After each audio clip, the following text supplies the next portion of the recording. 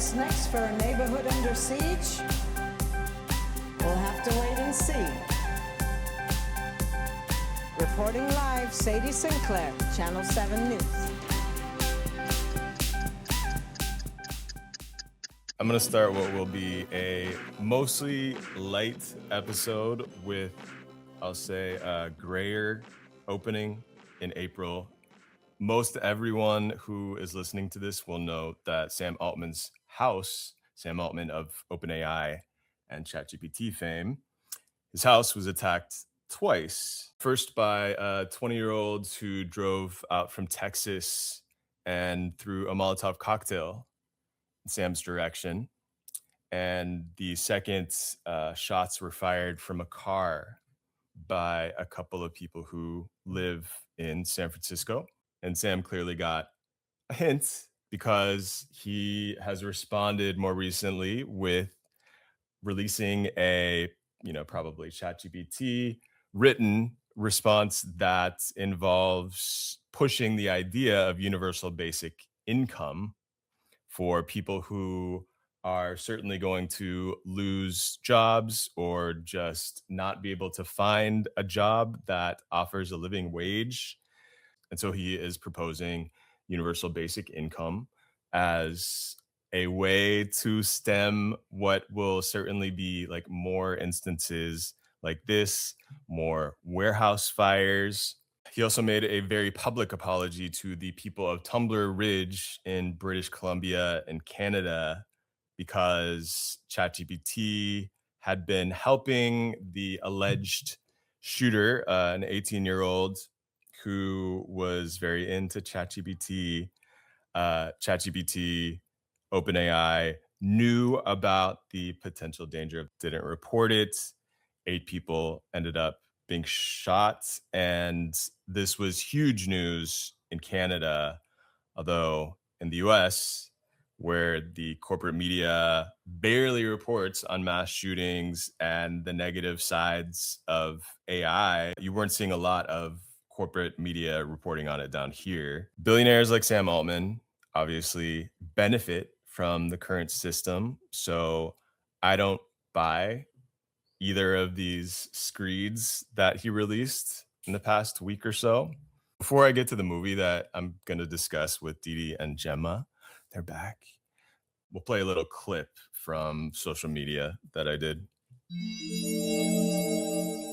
I'm about to read the words of Daniel Moreno Gama, the person who is accused of throwing a Molotov cocktail at Sam Altman's house, inspired in part, at least, by Luigi Mangione, posted to Daniel's Substack March 1st. What will their children say those few brief moments before their lives end? Will they seek comfort or answers as to why they were robbed of life? Will they cry from the pain and fear, or will they simply stare at what was once their hero as they stand mutilated by nature, knowing they're next? What would they ask if their deaths were slower and their minds more knowledgeable? Did you know this could happen? Was there anything you could have done to stop it? Why did you do nothing? Did you truly love me? They may ask these questions, but much more likely they will simply die paralyzed by shock, knowing not the betrayal their most loved had shown them. A kiss on the cheek of their own flesh for a few more gluttonous moments of ignorance. Was there ever a more grossly asinine pact? May hell be kind to such a vile creature. I don't know if it's because I'm at the age where if I was a boomer, I would have a kid by now, but this just makes me so sad. The number of steps that it must take a 20-year-old to get to that point, American society has failed him. At the same time, it does bring me a little bit of hope because media depictions of Gen Z is that everyone is a nihilist. And this kid, whether you agree with his tactics or not, seems to deeply care about other people, which is more than I can say for Sam Altman. Sam Altman, by his own admission, believes that robots are going to replace humans. Meanwhile, he is the CEO of a company that profits off of those same human-replacing robots. And then coming to Sam's defense, you have this ghoul of a DA here in San Francisco, Brooke Jenkins. She's already trying to deny that Daniel's mental health and autism had anything to do with what happened because she's trying to keep her billionaire overlords happy. And I wonder if deep down she can recognize that the reason that Daniel took these drastic steps was for everyone, herself and her kids included. All right, so now for the lighter shades of this episode. Today, Deedee and Jemma and I are going to discuss a movie from 1984 that was directed by the person who directed a lot of music videos in the 80s, Michael Jackson's Billie Jean, Madonna's Burning Up, Toto's Africa.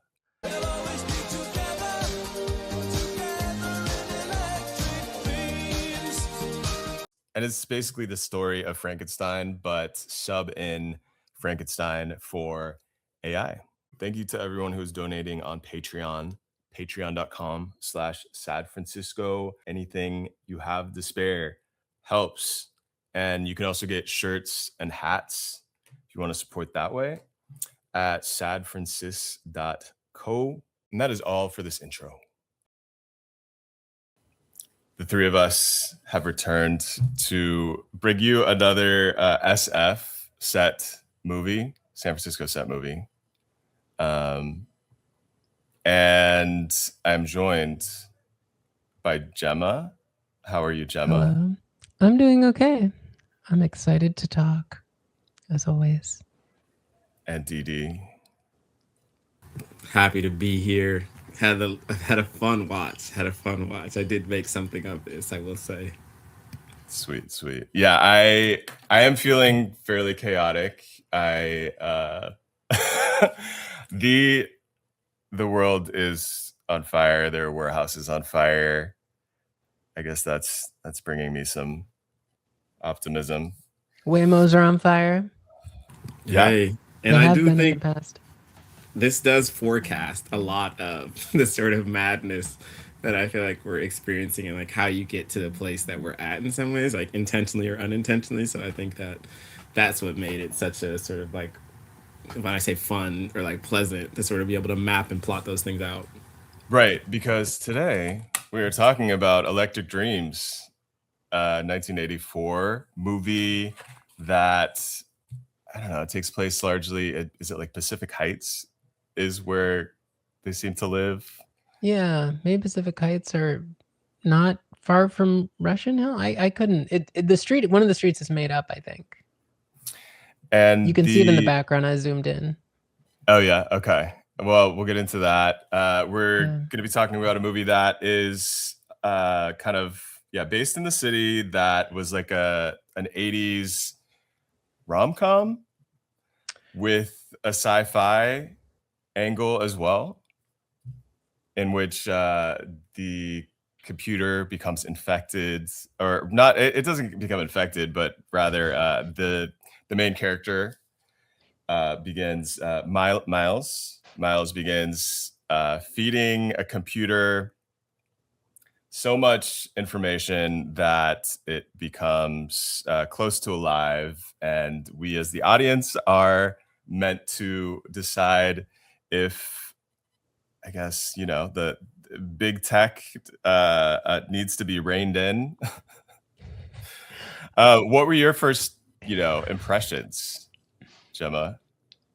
Well, I don't know if we could talk about the history, but big tech is not a thing. I mean, it depends. Right. We could get into that. What is big tech? Because we're kind of alluding to this is also the period of financialization, which is kind of just what big tech is, the facade of, the military industrial complex, if we talk about computers. But this does have, maybe what you're saying, like, one, it's kind of a Frankenstein story, which is, people in the West will say, like, oh, it's the basis of sci-fi is Frankenstein, and that's more or less what you get. There's also a very explicit Cyrano de Bergerac plotline, which we'll probably talk about, because it has to do with, like, what is humanity, all that kind of stuff that tends to come up in relationship to, Frankenstein, sure, but also the kind of idea of so-called AI, the marketing term of AI, which is explicitly mentioned in the film, we should say. I didn't remember that. I rewatched it recently.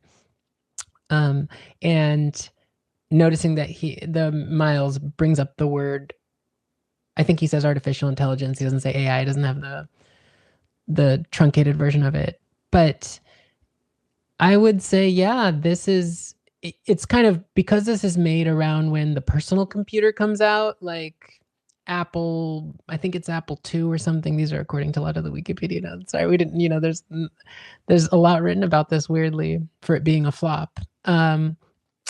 But, whether you were someone who wanted a computer in your home, probably like similar, 60, 70 years ago, similar arguments would have been made about things like the phonograph or the record player or the radio.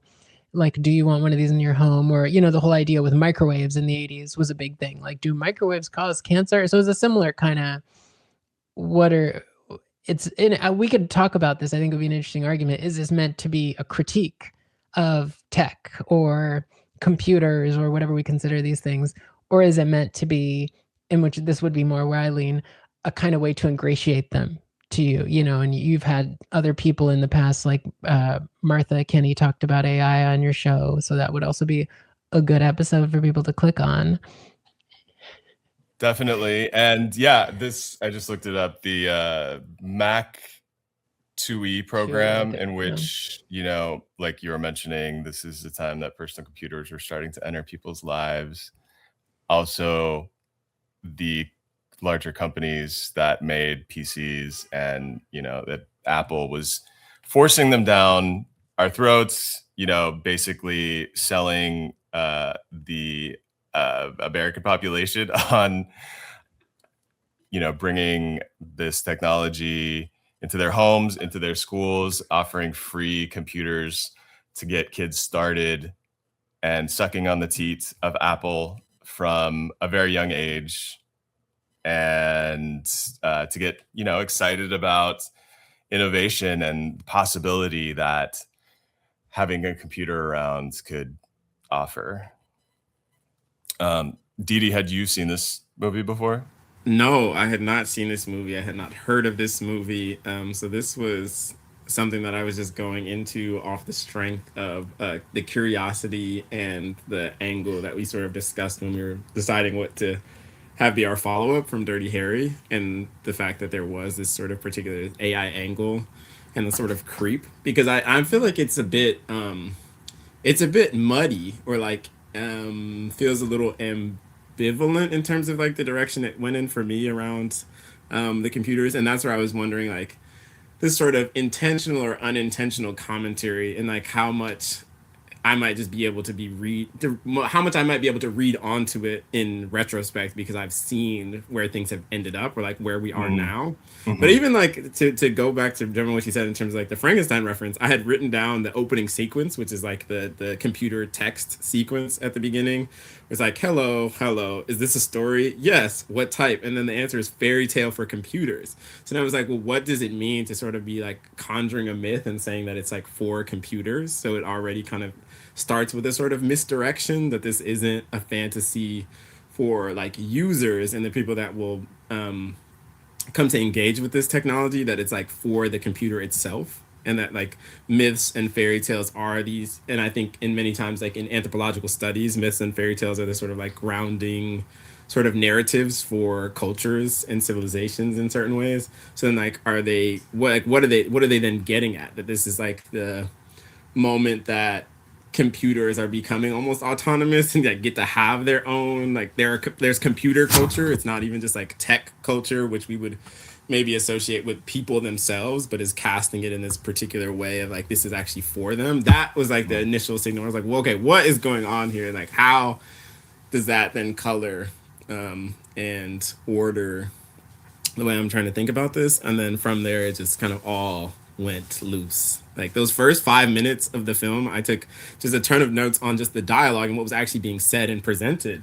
Because like we're saying about like how the things get introduced, there's like the scene at the Computer Works store, and he's like, I don't know anything about computers. And she's like, Apple, Pear, Wang, like what kind do you want? And he's like, well, I don't know anything about them. And then she's like, well, nobody does, but like, don't you want to have one for when you do find out what they're all about? So like the idea and the notion, you hear that constantly where people get this new gadget or device and you're like, well, what's so special about it? Like, why do you need this one as opposed to the one you already had? And they could not tell you like from the first why the purveyor of computers at the mall was unable at Computer Works this fake, chain that like sells a Radio computers. Shack-ish. Yeah, maybe. yeah. I mean, it also, it says a lot too. Not that people probably know this history. I don't know everyone who listens to the show, right? But also, it's like part of it is the personal computer. We could talk a lot about the personal part because it's also a big theme, but it's also like people before this would have had to know something about programming. And I think that the salesperson says something to this effect. I mean, we could talk about it later when he gets it to do all these fictional processes like make coffee and things like that. And this whole promise, which I think I wrote in our collected notes, like the promise, which AI is like this now, of sort of a one-click function. Like you don't have to know how things happen. You just know if you put an input, you get the output you want, which is increasingly a quote unquote real world output. It's not further computation. And so like before this, people had to know, if you ever met anyone, or like if you knew anyone who was into computers in the 70s or 80s, they would have probably been a pretty intense hobbyist at the very least, if not maybe they had a job that involved building computers. And they would have had to know, kind of like people who actually work for some kind of tech company, not all of them, but presumably they'd have to know some kind of programming language, or they'd have to write programs for the computers to do things. And these would all be very personalized, right? This is similar to the internet too, right? Like it was not all the same protocol, not all the same language, not all the same communication system and things. So like, kind of like what you're alluding to, Deedee, like, there's the birth of the personal computer is also about like, it's just this machine that will do things you want. Again, you can think of things like it's comparable to like a microwave or something like that, or TV that people would have more often had then, or VCR, which is kind of coming around then too.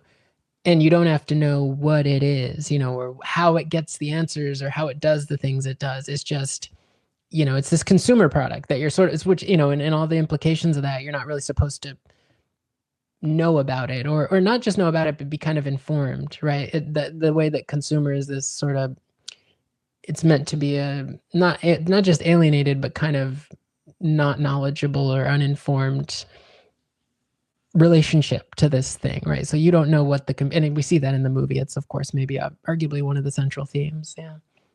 And that it's originally, he goes in there also on the sort of suggestion from the coworker, like, oh, you really need to get this thing. And the coworker seems to be kept more abreast of it. But it's also the idea that it's like going to make him like give more order to his life, give more structure to it. Because he goes in like, oh, I just need one of those, like a computer that works as a personal planner. Exactly. And I was thinking, in that, just those early scenes of this sort of pushes within like labor movements and like labor organizing against the speed ups that would have been happening like just only 2 decades prior, against the sort of mechanization and like the increased strain that would be put on people to like be more efficient is often how it's sold. But then how like now that's sort of the pinnacle of like how one could live, is that like, oh, like AI is gonna make you free up your time to do other things, as opposed to like it's just going to kind of obfuscate the amount of labor and energy that has to actually go into all these different things. So it's going to make you like more is going to be actually expected of you, not less. Totally. And how that gets crept in there under the that's what, right, which is exactly what we're seeing right now. Yeah, in terms of like the labor that we thought would be saved by new AI technology just means that people have to learn the AI programs, the software, in addition to doing what they were already doing before. You've had all of these tech companies like fire tons of workers and then admit that they actually needed those people, bringing them back, trying to hire them at, cheaper wages. And right. Exactly. Definitely it's not great for the people who are the workers. And we start out in this, like kind of 80s montage of like hustle culture themes, corporate bullshit job at the architecture firm inside the Transamerica building. Yeah, which is a funny, I think that I have this thing where I think people are trying to make San Francisco look like New York in a lot of movies. And I think Dirty Harry tried to do that because it was originally supposed to be in New York.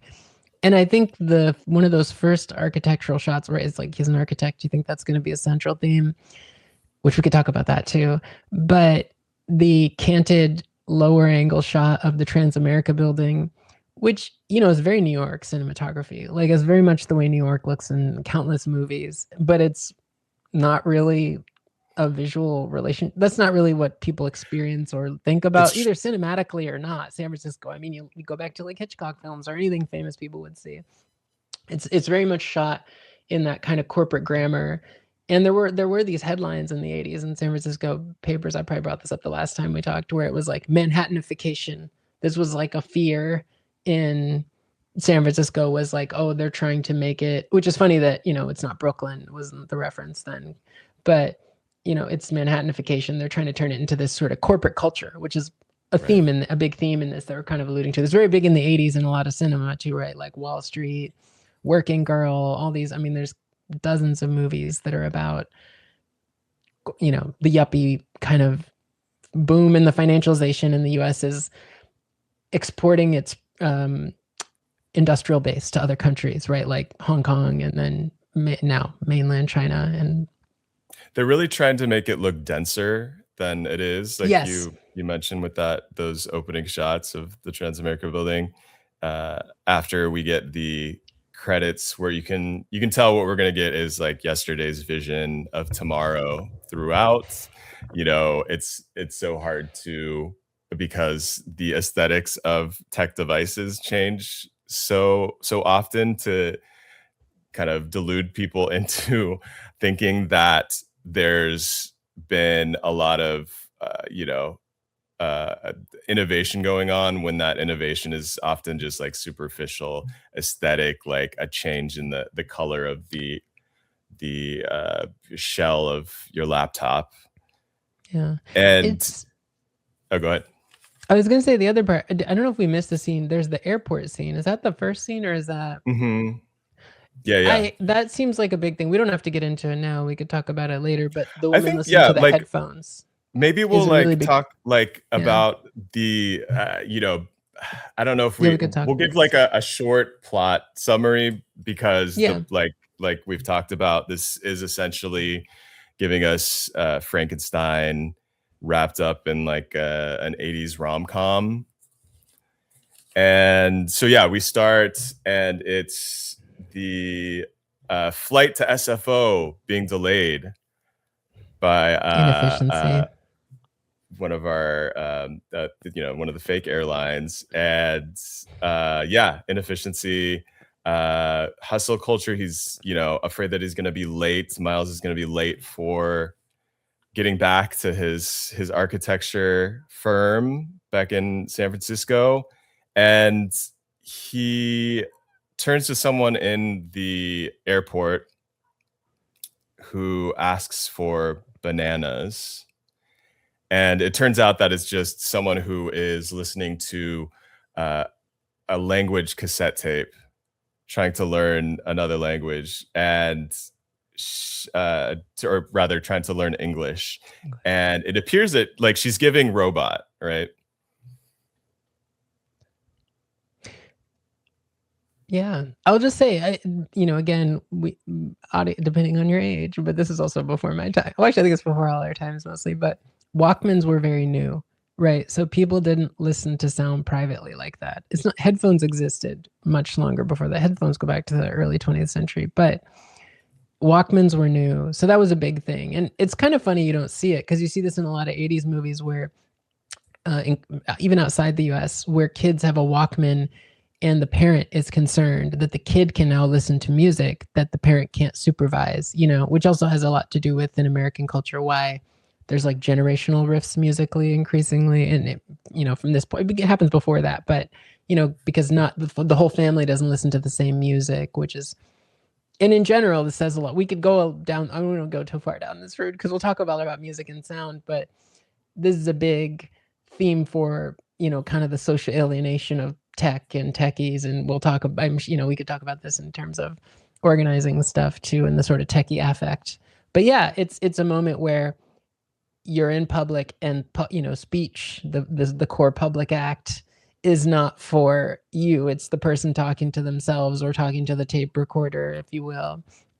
And so this is, that part is kind of interesting because Walkmans were really new and there wasn't really anything quite like that before. I mean, maybe you could say the music in people's heads or something like that. But so that is kind of interesting. And it's interesting that it wasn't music and that it's language. I don't know what made them decide to do that. But I guess just for that exchange, like you said, I didn't pick up on the robot idea. That could be interesting. Kind of But I think ominous prefiguring.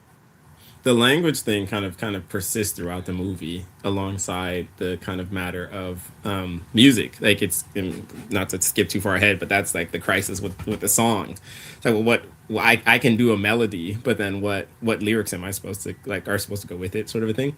So, but I think there's something kind of insistent about the language, because after that sort of opening scene that I was describing with this sort of computer text where they say that it's like a fairy tale for computers, not about computers, the next thing after that is also kind of like a digital text sort of thing with the transaction of buying the ticket. So then I was thinking too about like, it's like, oh, credit card approved. So then I was also wondering about like sort of like a forecasting of almost like e-commerce, and like when I was wondering like when does like the sort of personal kind of credit cards, like the physical kind of like the plastic kind of thing, or metal for some places that want that as a selling point. So it kind of like starts getting all of these different things in motion, because even in that sort of transition to where you get that scene you just described, Tosh, you see all of these different gadgets and gizmos. So that does feel like this sort of inculcating people into like, oh, like it's everywhere. It's just like a normalization. And even in the like sort of scene when his coworker is trying to sell him on it because he's always late. So that's the thing. It's the creep of it from the workplace into the personal life. So the idea that like, it starts as this thing that he's trying to do just to sort of like improve his status and his position in his workplace and this problem he has. But, oh no, like it doesn't just need to be for work. It can be for all of these other things. So something that sort of no need to be productive in the workplace then kind of becoming diffused across this sort of life world. You kind of see that just even from the very beginning of that very quick slippage. And the thing that really stood out to me is that one of the ways people have talked about the sort of expansion of surveillance besides just like the true crime genre and things like that, is with the like biometric surveillance, like people giving over all their biometric data to all these different apps and little gizmos, like the fitness gizmos and things like that. And so the thing that the coworker mentions, is like, oh, it can track all your biorhythms. Like you can really find out just how efficient you are or not being. So it feels like it's introducing in that early scene, like all the different ways that it very quickly goes from just, oh, this is something for work and like just your workplace and labor, into this is something for your own personal productivity and sort of efficiency at all times.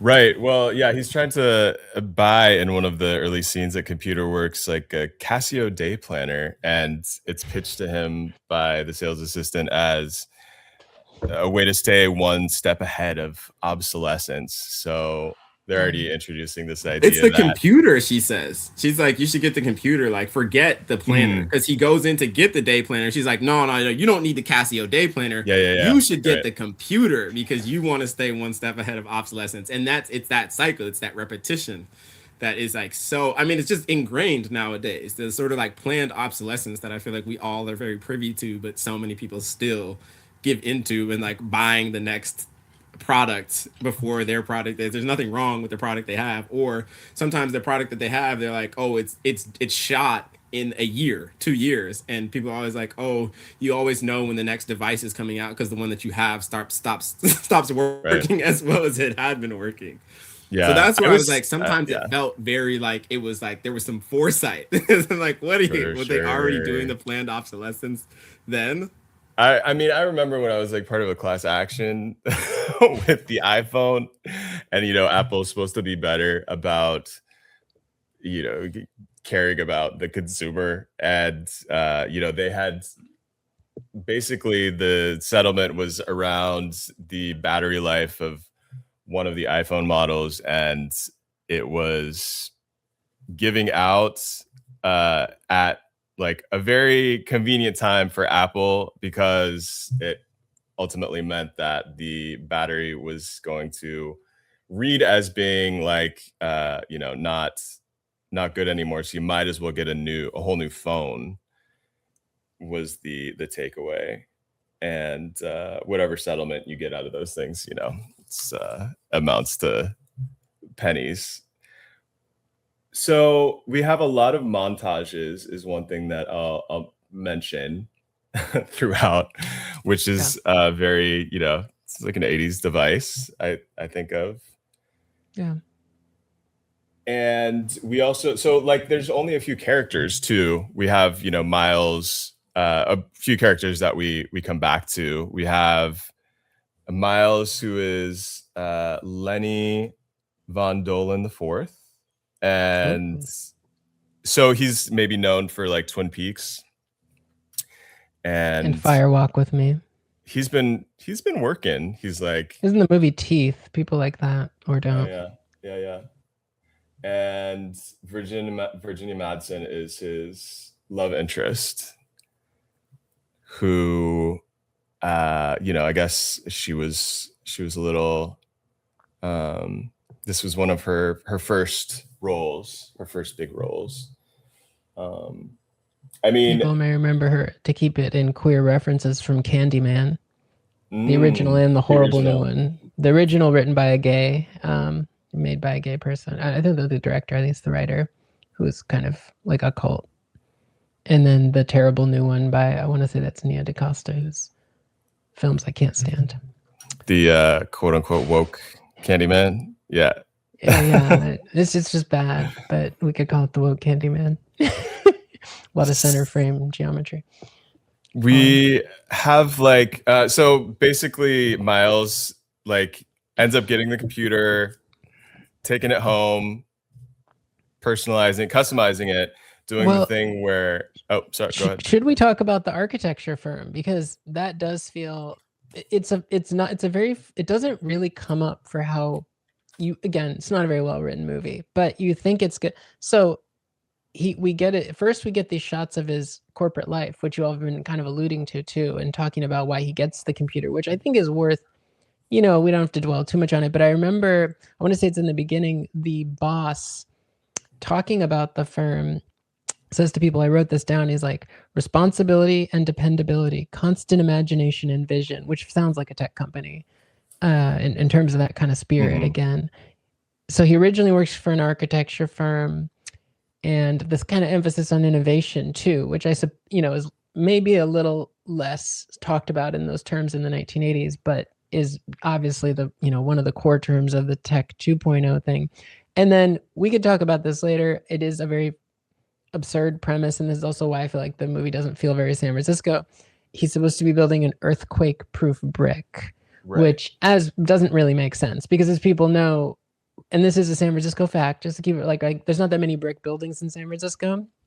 Like if you take a neighborhood like the Mission, there are some on the like eastern side of the Mission, closer to Potrero, because of course during an earthquake, the joints between bricks are more likely to come crumbling down, and it's not like steel, it's not highly ductile, and it can't, you know, bend. And so I don't even know what maybe this exists. I'm not an architect or a materials engineer, but I don't even know what an earthquake-proof brick would mean. They would know this then, that it's not the brick itself. It's the fact that bricks are joined and they're not composited like, you know, metals or something. Yeah, so or concrete even. They're depending upon the ignorance of the audience around physics, definitely. But that feels very East Coast, because it's the Manhattanification thing. It's like, oh, we want more brick buildings in San Francisco, whereas all the Eastern Seaboard has brick buildings. I mean, it's not the only part of the country, but that's a big thing people talk about when they move from here or move to here from the East Coast. So like, oh, I miss all the brick buildings in Baltimore or Philadelphia, or even like lots of parts of New York, and we don't really have that many of them.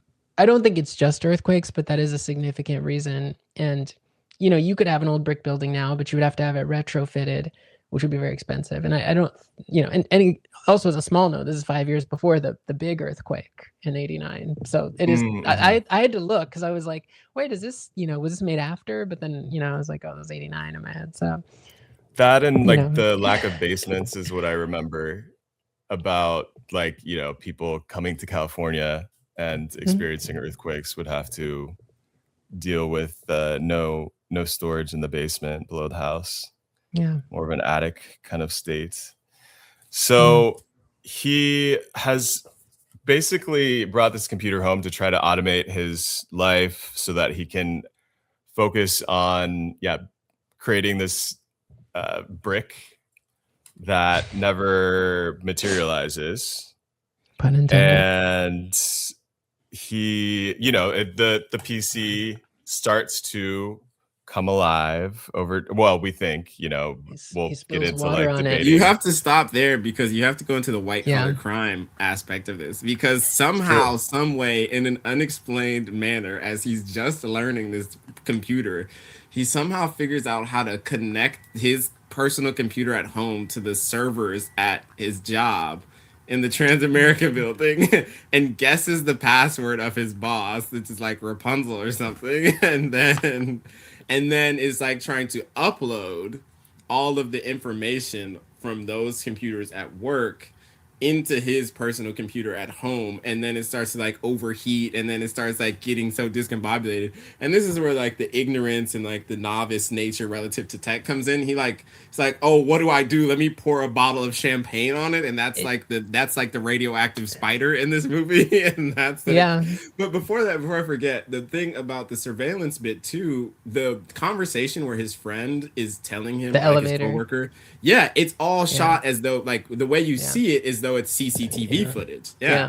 And most of the majority of the scenes from The Office do that. So that's where I'm like, okay, intended or not, like there is this like level of kind of commentary on the relationship between like technology and surveillance, in the way that like the workplace is this like place that gets you really it grooms you for that.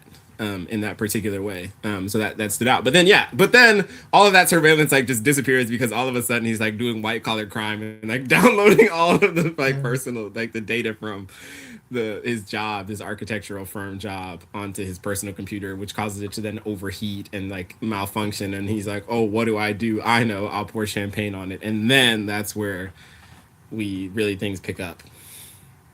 Yeah, and it seems like he becomes preoccupied around this point more with his new neighbor, Virginia Madsen, who is is it a cellist? Yes, a cellist. And she's playing in the orchestra.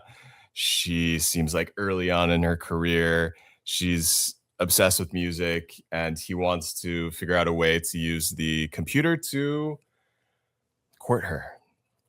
But even there's that, the Cyrano de Bergerac.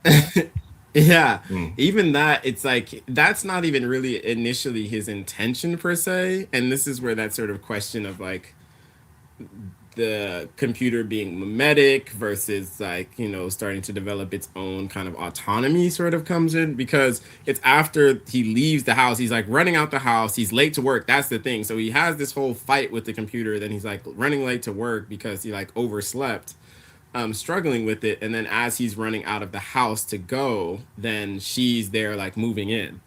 And then it's after, I guess maybe like the next day or something like that, is when the tragedy happens, where where he tries to download everything and then puts the champagne on it, and then he's gone again, and then she's practicing her cello in the house, and as she's practicing her cello in the house, then the computer sort of like comes alive and starts to mimic the sound, and then she hears the music coming through like the vent, and then she's like, oh, like then she sees him later. I think they run into each other at the grocery store after he's like been at work the whole day, so he doesn't even know what's happened. And she's like, oh, that music you were playing was lovely. Like, what was that? And he's like, no, like I don't know what you're talking. But then that's when he starts to put together like, oh, like she loves music, and like I can use this to court her. So yeah, it's that. No, that's a good. Yeah, that is a good point. That the computer initiates the sort of the romantic interest in music that he suddenly adopts. And I mean, how much of our world today is the result of, a prompt that someone, initiated that, or rather like a bot that, because we know that ChatGPT is, filled with answers from Reddit that are bots themselves, and how AI is starting to cannibalize itself and create. This is why the Google AI summaries are getting worse and worse, and ChatGPT results are getting worse and worse. And I guess you have to pay for the pro version to get any kind of answer that's not filled with ads and incorrect information, or just really superficial information at this point. And yeah, I mean, it is true. Like, now warfare is happening as a result of AI selecting targeting data, and we're having to go back and correct, or karma's gonna get us for things like blowing up schools in Iran that were based on just AI, like these targeting prompts that are based on potentially a Reddit thread. Yeah. Or like, twice bad translated too, because it's those like people put quote unquote bad information into these things, like, and it can hold the same as fact, because information it's probabilistic, right? So the more information keeps coming up, to your point, it can be like, oh, that is that is like value driven information, right? So like more people think, some kind of Mandela effect answer, or in the case of like another country where the translation's bad and people, oh, they think this is X, then it's gonna, it starts to become a fact. I mean, kind of like a lot of things. But the other part of this is, so like efficiency is a big thread. The other thing that we didn't really necessarily pick up on, which I feel like I'm surprised yet, is that like technically Miles isn't a techie, but what we do see with kind of corporate culture in the 80s is like peak of this, is him being the kind of like fumbling kind of incel a little bit. I mean, this feels like this is also part of the like this is the decade of Revenge of the Nerds, which is so bookended to now, because those are the kind of the Gary Tans, the Elon Musks, those are those kind of guys where they're like, oh, I was nerdy and I didn't know how to talk to women, and there is definitely some of that with this, because the whole Cyrano de Bergerac premise is almost like, oh, he could never, and we could talk, this is a huge thread, I don't know if we even have time to get into it, but like, the place of a romantic conception of art, because that's really what this is talking about, and people are always referring to when they talk about art. But I could never, the Cyrano de Bergerac reference, write poetry that a woman would be, that would be beautiful. It's in there, or in this case of this film, I could never make music that's beautiful that would, again, these are romantic conceptions of art that would touch the senses, and the sense of pity and the sensibility of the, women who feel these things more, because they're the more feeling the sexes, quote unquote, in that sort of paradigm. But it does have a little bit of, there is that bumbling, it's worth pointing out, because it's very different than no one would have made a movie like this in the 50s. With that, like you didn't have leads like that unless they were like fully comedic, like Jerry Lewis or someone like that. You wouldn't have had this kind of like sort of inept, alienated, socially alienated. I think that's a big part of his, and this becomes the paradigm with tech people, right? They're always like, oh, I don't like to interact with people in this city, so it's okay that I have, I mean, you could think of the headphones example, or that's why I use an app, or that's why we invented apps like delivery apps, or the, Lyft or the Waymos, because like, oh, we, I don't want to talk to someone, and it's just too awkward to talk to girls, and like that kind of energy is, he's very much embodies is that. What I've heard it called in the industry. I mean, it's more streamlined. It's more streamlined. Yeah, streamlined, frictionless. Cut out all the small talk. Yeah, there's cut out that you don't have to court between inceldom and fascist efficiency. So like the techno-fascism part is like the I mean, obviously Mussolini didn't actually make the trains run on time, but we have that airport reference where the planes are delayed. And there's a lot of references to this, like machines not working that are old school, like her tape player doesn't work in the shot. We could talk about the freeway shot because we talk about AI. But yeah, there's a connection between inceldom and I wasn't familiar with this. You all are more online than me, apparently. But the connection between kind of inceldom and whatever you want to call inceldom, but misogyny, patriarchy, and techno-fascism. That it's about this kind of alienated subject and the desire for efficient interactions, of dominating efficient interactions, right? Because you're trying to like get the girl or whatever. So yeah, that makes sense. Which is where like I think that's what I was getting at earlier when I was like, it quickly devolves from like, oh, I need to figure out this brick to, and like this is for my work issues, because that's the whole thing. He's like, he's always late. He's performance reviews. Even though like I think that's the thing about it being an architecture firm is they're supposed to be orderly, they're supposed to be very detailed, they're supposed to be really sharp and on top of things, and then like he's just not that.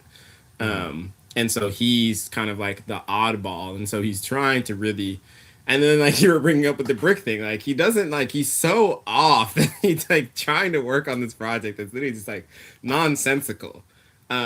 But the one thing that he might have, right, and I think this is often is like, well, he can get the girl. And that's the sort of, and he just needs to be, his virility is in question because he's not efficient. He doesn't have much of a figure. He doesn't have much of a build.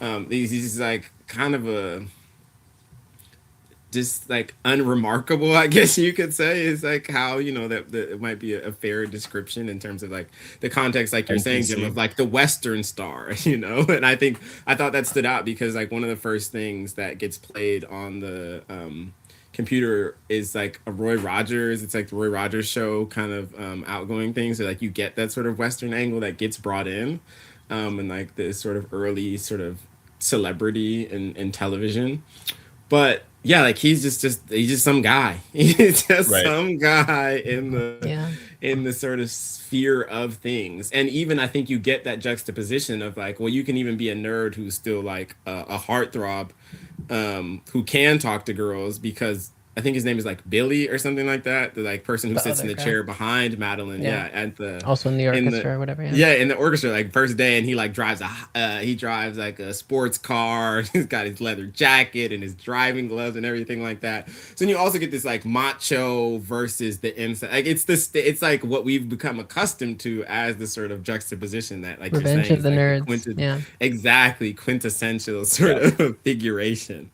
Yeah. And also like that's what you're supposed to be focused on. Like that's the more important thing. Like even if it's a nonsensical brick, like whatever his possible sort of contribution to materials engineering could be, like out of the window. And I think that there is some of that sort of juxtaposition between Miles and Madeline, and like the architect versus the musician. Like the order, like his apartment is very neat, it's very clean. When she comes in there, she's like, what? Like, why? Like, where's your furniture? Like, why is it so empty? And then with the shots of her room, when you get those sort of early juxtapositional scenes, like her place is a mess, like she's got things thrown all over the place, but like as long as she has her music. And that's where I think you also get that sort of efficiency thing where it's like, oh, like we don't have time for the arts. Like the arts are too inefficient. Like all the experimenting, all the disorderliness, like that has to be tamed. And that sort of kind of thing also being built up in the film. Yeah, and I think this is probably a good time for us to talk more about, whether or not AI, Suno, the music creation program put out by I believe it's Google, comes into play. They strike up a romance, and he's trying to figure out a way to woo her, basically. And one way, I guess, he thinks he could do that is to come up with a song. And the computer is immediately driven to, like, it's starting this process of trying to create a pop song, and it Miles remarks that it sounds like soda pop. You make her sound like a lemon, because the computer is drawing from, I believe it's like a Pepsi commercial. But it's not just the Pepsi commercial. It's before he leaves, and he's like, "I need you to make me a song."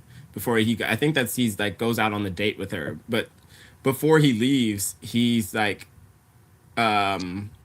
he gives the words. He's like, "I need you to do a love song," and and the computer's like, "Well, I don't know what love is." Like, what am I supposed to say? And then he's like, okay, and then he gives like this list of words like lick, hug, kiss, whatever. And so then that's what the computer, who then like up to that point has no name. And then I think that was an interesting slippage, because when he comes back, he's like, "Play me the computer Sam," and so the name that's a Casablanca reference. Okay, because they watch Casablanca later. Yeah. Okay. So there we have it, and it's also a very. I mean, "Play It Again, Sam" is a very common. Yeah. Okay. There we have it. There we have it. So that's what Miles says to the computer, and it's like it's like a terrible. Which is also kind of racializing it, because Sam's a very kind of like, it's a black character, and it's always like he's like what do you need me to play, boss? Like it's okay, right. Because I put a note in my thing that like the only black person you get, I'm pretty sure in the film, is like this black person with a boombox who walks by as Madeline's getting moved in. It's you don't really see any poor people in the film. No, you just kind of see like, so you could write the doom loop thing based on that. You're like, oh god, you used to make America great again. It used to be such a, or what's the thing? San Francisco is back. That's like that. You're like, oh man, you didn't see any poor people in this movie. They never take the BART. They never take public transit. They take the freeway, which feels very LA coded. We could talk about that scene later. But they're also randomly like on the Golden Gate multiple times. Like, where are you going? Yeah. Well, the one time I feel like they're going somewhere, but like it's out of the city for a trip or so. I forget that's been The computer is coded like it's like a black butler kind of, and it doesn't. It's not able to also like make sense of emotion. It spells love LUV, which that's right. You don't do that. Maybe a pop song. Unserious. Online culture from well, the first, or I could be wrong, but I think the first is the Bach piece, the first musical part of the computer. Before it makes his song, it duplicates hers, right? It's not song, when she's practicing, lyrics, but so when she's practicing, this also feels, this is not to get down a huge rabbit hole, but like she practices a very famous piece. If you played any stringed instrument specifically growing up, the Bach's Minuet in G major, and I don't know if we could do it or get copyright, but and so it's actually by Anna Magdalena Bach, which I think people would have known at that time that it was her and not Johann Sebastian. But it's funny because this is also something to maybe talk about when we talk about the musical part and like what you're talking about with her apartment. It's a very funny scene. Obviously, this is not a movie where they're going to pursue this, but it does say a lot about the way AI is imagined, right? And so, like, it's a very funny scene because you're like, this is a scene you would learn when you first learn this is a piece of music you would learn when you first learn a stringed instrument, like from childhood. I'm not saying no one would ever play this later in their life, but if you've ever known someone or been someone who's a very accomplished musician, your practice is not doing, you might do pieces like that, but most of the time you're doing like chord progressions or like, different sorts of exercises, like dexterity exercises, which is kind of, it's funny to think about it. Obviously it's not a realist film or anything like this. Not that we're, it's not meant to be like naturalistic or realistic, but one thing that occurred to me, I was like, well, it's supposed to be her practicing, but that's not really what practicing sounds like. If you've ever practiced or lived near someone who practices any instrument, they're usually doing mechanical exercises. They're not doing things that are pleasant to listen to. You know what I mean? Like, for example, or a singer, if you live near a singer, they're going to be doing vocal runs. They're going to be making their voice do weird things. They're not like, oh my God, I love living near a singer. They're always singing my favorite song. It's like, no, they're doing like vocal exercises to stretch their voice, just like you would with a cello or whatever, especially if you were this good. She's supposed to be in. So that took you out of it. No, not so much. I think it's an interesting basis for like, to the question of whether a machine is mimetic and that the fantasy of AI, right, is that you get, it's one button or one touch, right? So you don't, and the computer, this is true of the PC, you don't have to deal with the messiness of the journey to get there, kind of thing, right? So like so like with music, this is generally the way music is mythologized in film. It's like you don't ever see people practicing. And if you do, they're never actually, it's not unpleasant to listen to, which anyone who's lived with a musician or been a musician is very unpleasant to listen to it. Someone practicing compared to them just making a pretty song, especially like a drummer or something like that. Like it's, so it is an interesting argument, like, what is actually quote unquote human about a musician would be that practicing, that you have to do these things to get to, whatever Bach or whatever. She plays a few other pieces later that I'm forgetting, and it's also a funny piece to play on the cello. Like she'd probably be doing different Bach pieces, but we don't have to get into that. The other part of the Bach thing really quickly I wanted to bring up, and it's funny because when I was watching this too, as someone who studied music, I was like, oh, they're picking Bach because the first, and this is kind of Bay Area history, right, too, the first significant, one of the first significant pieces of electronic music is Wendy Carlos switched on Bach, which people may or may not know is in, it's, A Clockwork Orange is a very famous, the scene where it's sped up, like there's that kind of like period of when this comes out.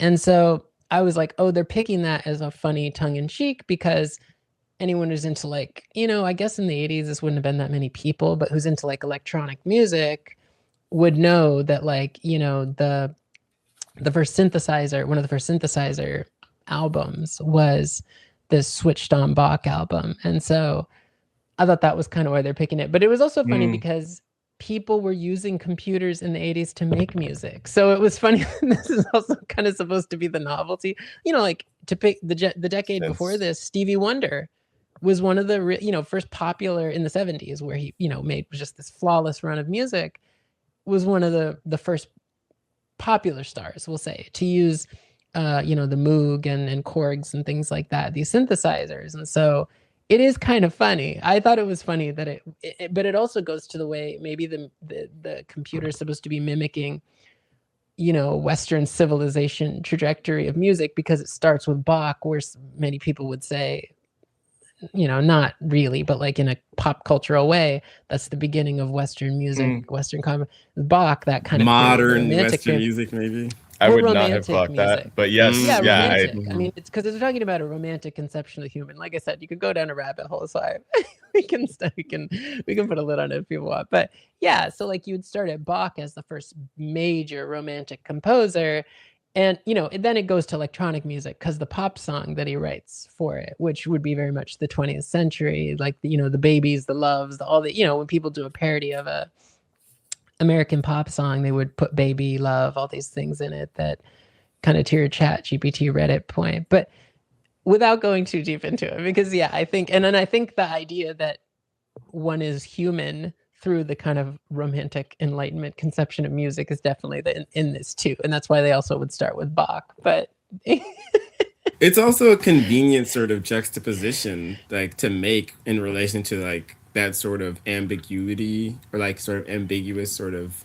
statement that I think kind of is how I was left feeling in terms of the like what are they saying about the computers and artificial intelligence, because I think there is this way that, because there's a scene where Miles is sort of talking to the computer at the same time that Madeline is talking to the cello, and so they sort of do this thing where they like make it mirrored, where it's like, oh well, like how different is it, like it's just another instrument. And I think that's often how it's pitched, especially with artificial intelligence. Like, oh, it's just another tool. It's just like we have so much technology without ever questioning, like, like, is all this technology we have actually for good? let's kind of stop and pause there. Because often, I mean, and this is the sort of thing that's in the background, is it's also not even really industry that most of this stuff is for. It starts off being for military, and then you can only sell that so far. So then and the kind of capitalist sort of scaling thing is like, okay, what's the next thing you can do after you get your kind of foundation with your defense contract money? Okay, then what's the next step? It's to go to like industry and to go to schools, because then you get a very wide reach. And the Dwayne Monroe, who's often on Millennials Are Killing Capitalism talking about artificial intelligence and machine learning and whatnot, makes that point. It's like those are it's like a captive audience for your product, where like you don't really get much say in what tools you use in your workplace or at school. Like they're sort of forced upon you. So then, and that's the slippage where then, like happens in the movie, and it's interesting because he's doing it in this film of his own volition to try to be more efficient. But of course, what is the question of volition when you're trying to be efficient to keep your job? There's the coerced labor aspect of it. But that effort to make his labor more productive quickly slips into his personal life where there's like no break. And that's the idea. That's the idea of getting the products not just to market, but the sort of social integration of them is once people actually feel like there's a personal investment in them, not just like this is something I have to do for work. That's where, you know, it can pick up very quickly. And I think as someone who was sort of initiated into like social media way before I ever should have been, like I think I was in like 5th grade when I made a Facebook account, and like to everyone else's like absolute displeasure and like against their warnings, I could not have anticipated the way that it has now grown. But of course, like I was like what 11 at the time, like certainly not with the sort of focal point of and like enough forethought, like how much forethought does like a tween have in terms of like how I would then become attached to it, because then as more people got on it, the sort of social connectivity and the social integration just grew and grew and grew and grew. I think that is like starts to get hinted at within the film. It's like he becomes attached to it, and he's even like Miles is initially reticent relative to like the musical thing, because even there's the scene before that where she invites him to, before he tries to ask Edgar, we'll come to learn, to make the song. He's at the show. He's at her orchestral show, and he's tried to destroy the computer already once. Or that's when he tries to destroy the computer. He's at the orchestral show and it connects to his beeper. And it's like playing like her music back. Yeah, exactly. Playing the music back in the concert. And Madeline hears it and he's like beside himself and he's like super upset and frustrated. And she then is like, oh, like, I think I heard something during my concert. And he was like, yeah, it was terrible. And she was like, no, it was beautiful. And then that's where he's like, oh, wait a minute. Like, maybe I need to reconsider how I felt and you know like what's going on here. And that's kind of where the tide really turns, where he's like, okay, I really need to figure out how this sort of thing works. So it's again these sort of social aspects, like things that people might already otherwise be doing and engaged in, and then to sell people like, oh, this is going to make things so much easier, this is going to make things so much more possible for you.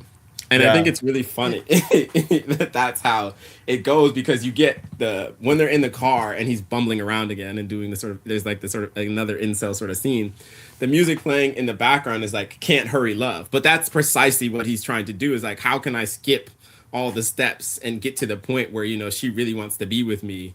And that being the impetus for because she says it breaks. The Supreme song is playing and she's like, oh, the tape is stuck or something, which again it's contrasting her sort of inefficiency, whatever, right? That she has a machine that's broken and right. There's like a point at which her cello is broken, and there's also some commentary about the song that the computer comes up with, this Pepsi jingle, basically. And electronic music, new wave, was very big at the time. It was like Human League, you know, not that long after like Dylan went electric, I believe. And so there was like the you know, conversation in the zeitgeist over whether like, you know, a classical musician, like the prestige already we know was much higher than somebody who was picking up like a Moog, but it was I think looked down on, you know, like electronic music at this point. The conversation though around when the cello breaks, it like Virginia Madsen's character is very broken up over it. Whereas some of the incel coded guys in the movie, including our main character Miles, you know, it's a cello. Like, what's the big deal? I was gonna say to the so there's that. I do think that goes to sort of Deedee's point about like the idea that the computer would be just another instrument, which is, it, and so that there's essentially no difference between a computer and the cello, or that a computer is a more updated version of what a cello is doing, like instrumentality or something. And that's, I mean, people made that argument for a while. It goes also something that goes back to, I want to say the 50s or 60s, like when you start to see the beginnings of synthesizers. I think it's by the 60s, and like musicians unions are very on guard about them in the 60s and 70s, because they're like, to the point about AI, they're like, oh, well, these take jobs, these could take jobs from, which, in a way that's probably a little true now because of the way studio music can be produced, canned, what they would have called canned music 100 years ago. And, you don't have to hire session musicians as much as you used to. I mean, there are still session musicians. It's like that, sure, alongside with the multi-tracking. I feel like that's when. Yeah, that. Well, no, I was thinking now where people have, like you can buy like what's it called? Which I actually have. Wait, what's it? Yeah, like what's that? Avis. Like Avid. Avid and like Avid, and like you can have like tons of boxed strings, and and like there's I think there's true arguments about like, well, now we don't have as, but it is kind of like you're saying, the mythology of capitalism is sort of abstracted or moved aside to like have this sort of simple argument with the machine. Because I think of how there are people always point this out. They're like, there's no more rap groups, or there's no more R&B groups. It's always an individual singer. And because you don't have to have a big band like back in the 70s or what. I mean, it could be older than that, even the 90s, and you can just synthesize all those sounds, right? You don't have to have someone playing an instrument. Or 4 instruments, you could just bring all those. But on the other hand, I think one of the reasons that probably exists is the trajectory we're talking about in the film of efficiency. And then it's also the reality that musicians it's harder to make a living because there's more sort of corporate, extraction from music. And that, because there's another big theme in this, it feels like, not that important again, but it feels like is the place of like the symphony, right? So like when the phone goes off or the beeper goes off in the thing and she says, oh, it's beautiful, there's also kind of a suggestion that like, which people had been saying this for almost 100 years at that time, maybe not 100 years, but like for years, but like, oh, the symphony as a musical, objective musical ideal is dead. No one goes to the orchestra anymore. No one goes out to these places, the opera, for example. People said this of opera forever. And so there is kind of some of that happening in there where it's like, oh, people don't go to operas because it's so stuffy and stodgy. And it's, a lot of the 80s is this collision between the old money and the new money. And that's also part of this too, which one thing before I know I've been going on, but like, I feel like one of the big things of the yuppie, which we haven't really talked about the yuppie, which Miles clearly is. He's clearly a yuppie. That's very, central point of his identity is kind of some of what we've been talking about. The difference between him and a working class person is that he is self-possessed to create his extra labor time, right? So it is kind of the basis of the film is like the whole brick idea, he's not assigned that. He's not made to do that. He takes the initiative to do it. And that's like the whole engine of neoliberal labor and tech is like, you should want to work all the time. That's all their sort of thing is like, you should, so we'll make working, we'll put ping pong paddles and, we'll put ping pong tables, we'll put, vending machines, we'll put TVs and all this in your place. We'll put, we'll put, cabinets full of junk food or whatever, or candy, so you kind of see that spirit, I think probably most centrally start in the 80s, of like, your work and labor time should be undifferentiated because you should always kind of be working a little, which is very much, you said this, Toshio, the hustle. I think that's very core to his character, but it would have been weird even in the 70s to describe a rich person as hustling, because the idea is that rich people don't have to work, right? You go back to the orchestra ideal. Rich people just let their money collect money. They're not, so I think what's distinct in the 80s in pre-neoliberal fashion, right, is that, kind of neoliberalism from above and below, is you get you know, people would have probably used the word middle class, but what if aspirationally bourgeois people like Miles, who are supposed to kind of be working all the time, supposed to be making their life more efficient. And these are the sort of tools to what Deedee was talking about that they've foisted on the rest of us, or that, you know, I mean, it is in a broader way to the military application. Obviously, the goal of it is to make us working all the time so we can't fight back. And we saw this during COVID, you know, like it's like during the lockdown, like if you're working all the time, you're not going to revolt. If you're working all the time, your identity with your work is so enmeshed, or your dependence on these, and also your dependence on these machines is so enmeshed that you really can't differentiate. You know, you don't have time to do any sort of political organization. Not that this would have been his character, but like, you know, he doesn't really have the interesting thing about the paradigm of the computer is he doesn't really have a life outside of the computer in the movie. You know, once it goes on, obviously it's the device of the film, but that is very illustrative of the way, you know, smartphones, all these other things that we have in the last 20 years work, you know, where they're supposed to be so enmeshed in our life that there really is no outside of them type of thing. And that feels like a class project, you know, where the rich people in the opera that he's embarrassed, oh, my, you know, we'll say called a phone, it was a beeper, but like, you know, my phone went off kind of moment, they're not supposed to kind of be burdened with that kind of life, right? They have proper leisure time. You know, they're refined too. Yeah. And well, and then part of that the refinement is that it's that you have leisure time. You don't have to have this unsightly non-boundary between your labor and your leisure time. You know, so you're not working. I'm at the symphony. Things are quiet. You know, it's this kind of arrested form of, I know, you know, sadly, I don't want to, as someone who loves to watch movies, you know, it's like distracted watching.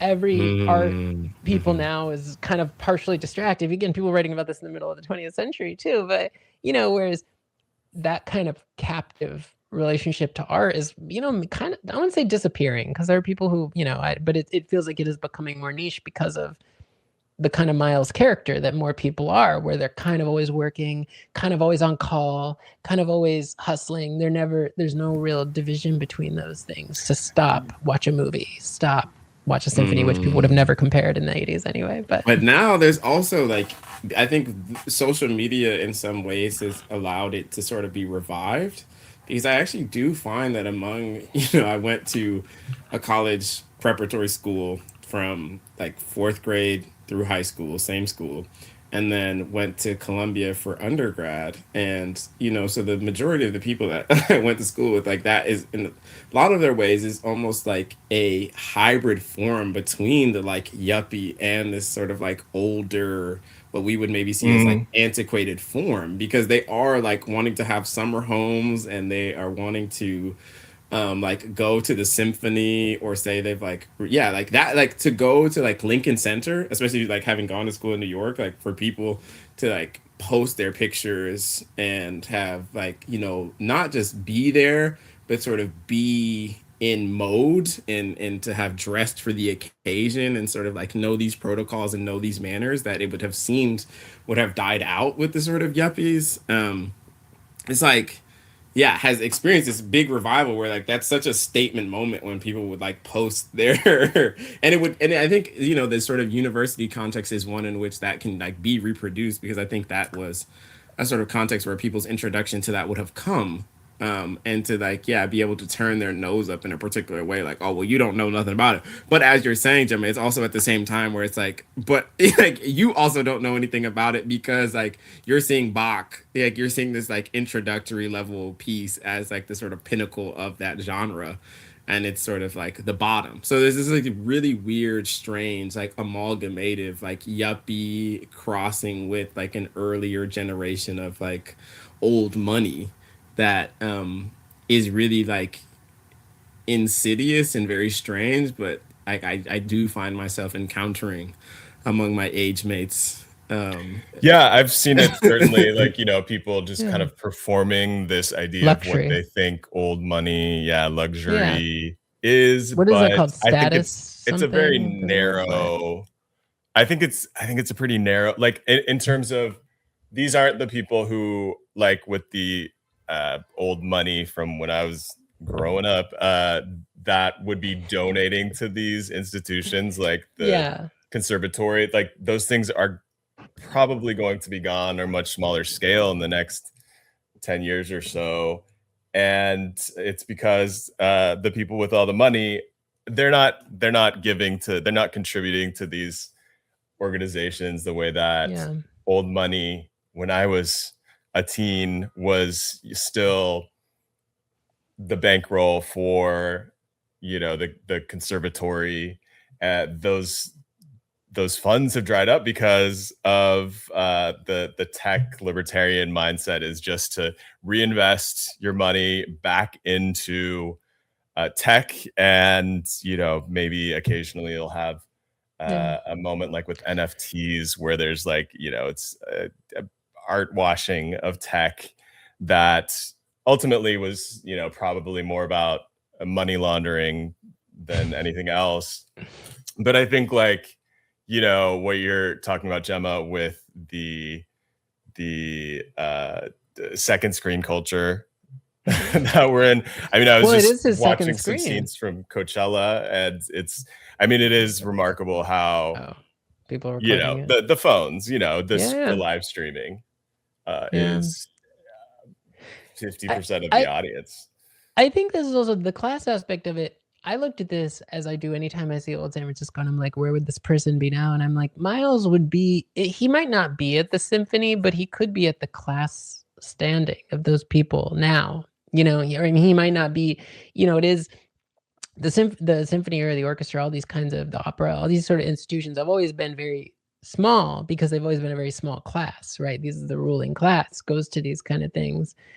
But I think with the way I always think of, you know, and you could think of a movie like, I want to say Wall Street has this in it, as well as some other movies where it's like, or even RoboCop has this, like, is another 80s movie where it's like the nouveau riche young, if anyone remembers RoboCop, the Dick Jones and the I forget the other guy who was on Twin Peaks also, who died, Arlo was his name, but on, but you know, that movie has corporate culture is often like the young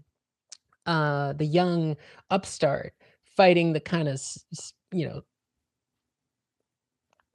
I guess you could say like sort of established money, right? So like you don't necessarily, it's funny that we see so little of the corporate culture part of this, but I think maybe the genre was not as developed. It's really bigger in the late 80s, and there's like a little bit before that, like again, like Working Girl, like I said, RoboCop would totally be corporate culture, like, you know, antitrust kind of wars and stuff. And you know, a movie like Wall Street probably being arguably the most famous, the Oliver Stone film.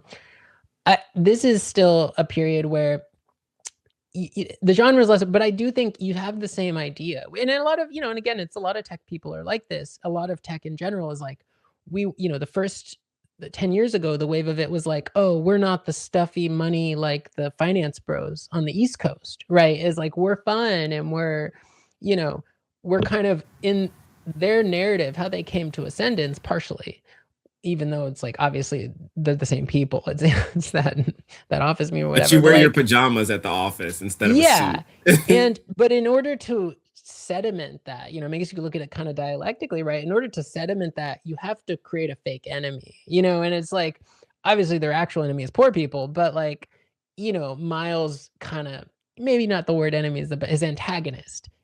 That's one of those scenes where we get that the antagonist is the opera, is that class of people, you know, because most of this film takes place on that, you know, middle class, whatever you want to call it, kind of yuppie level, right? Which is also very 80s, right? It's like in 90s, you know, a lot of the characters in these kinds of movies, as probably a response to like actual youth cinema, are like, you know, people in their 20s or 30s that are, you know, 20, 30 somethings, like the show 30 something. And they're all kind of, oh, I have a good job, but I'm not, you know, something missing in life. It's kind, you know, the spoils of late U.S.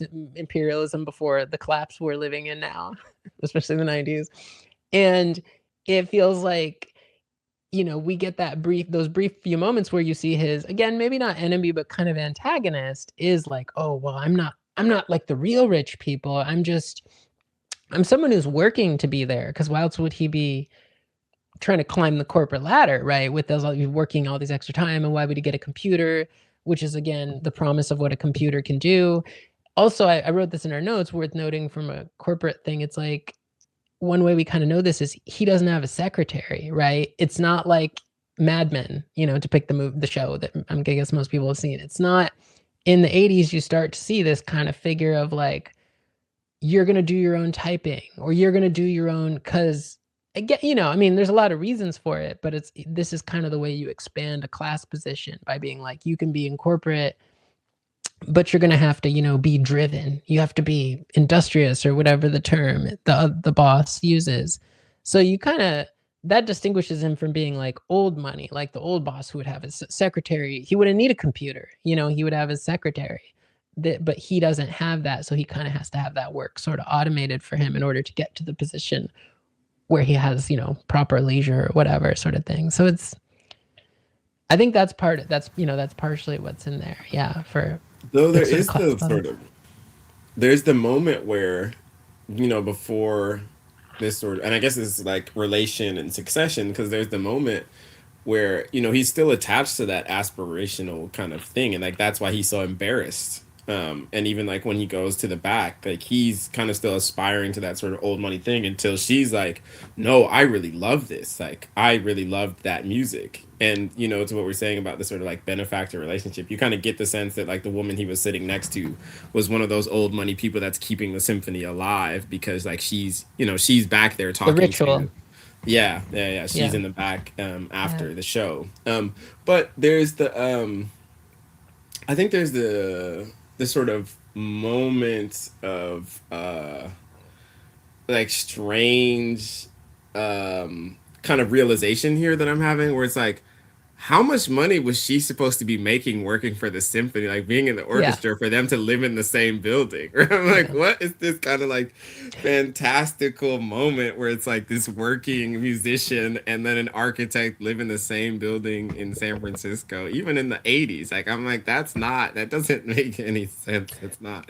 I guess some orchestras like will provide housing to like with that knowledge. Like I was talking to somebody yesterday about how, because of the place of artists in American society and people recognizing that people don't get paid much, there has emerged like it's an affordable housing that even like rich libertarians will, say like, okay, we can have a few artists lofts and they can live here for a little bit less than I think it also could just be that like in reality a lot of artists are just from rich families who pay their bills, and that like, but she addresses that in the movie. She's like, my mom really loved music and this was her cello, and right, like that's what she did. Well, so but maybe that doesn't mean she's poor. Right? Like I suppose, but it seems like her mom was supposed to also have been a musician or something like that. Yeah. Well, again, but maybe it's like the dad that makes the money. I don't know, but that's fair. Yeah, she could have been a stay-at-home. The mom could have also been from a rich family and was just like passing into. Yeah, it was funny too, because I didn't interpret it as Pack Heights. I interpreted it as like I guess you'd call that the north side of Russian Hill, because I was trying to connect it to Sam Altman, who we haven't surprisingly brought up. Oh yeah. And yeah. But the street is made up because it's something Drive. It was Hilltop Drive. I guess, or that just isn't the street anymore, which is possible. That just happened, but it's not that long ago. So. Yeah. Well, thank you for doing that. We want to go the Altman angle. Then we could go to this conversation around AI that happens. In the car we stopped. So they're like, okay, before they have the conversation, before he has the conversation with her in the car, he actually has the conversation with Edgar first, where Edgar's the computer. Edgar's the computer. Yes. Edgar's like, what is a brain? And Miles's response is memory cells that think, and then Edgar responds, what am I? And Miles says, memory cells that process. And then there's kind of conversation again where there's this sort of troubling of like, oh, is artificial intelligence really all that different from just like computing?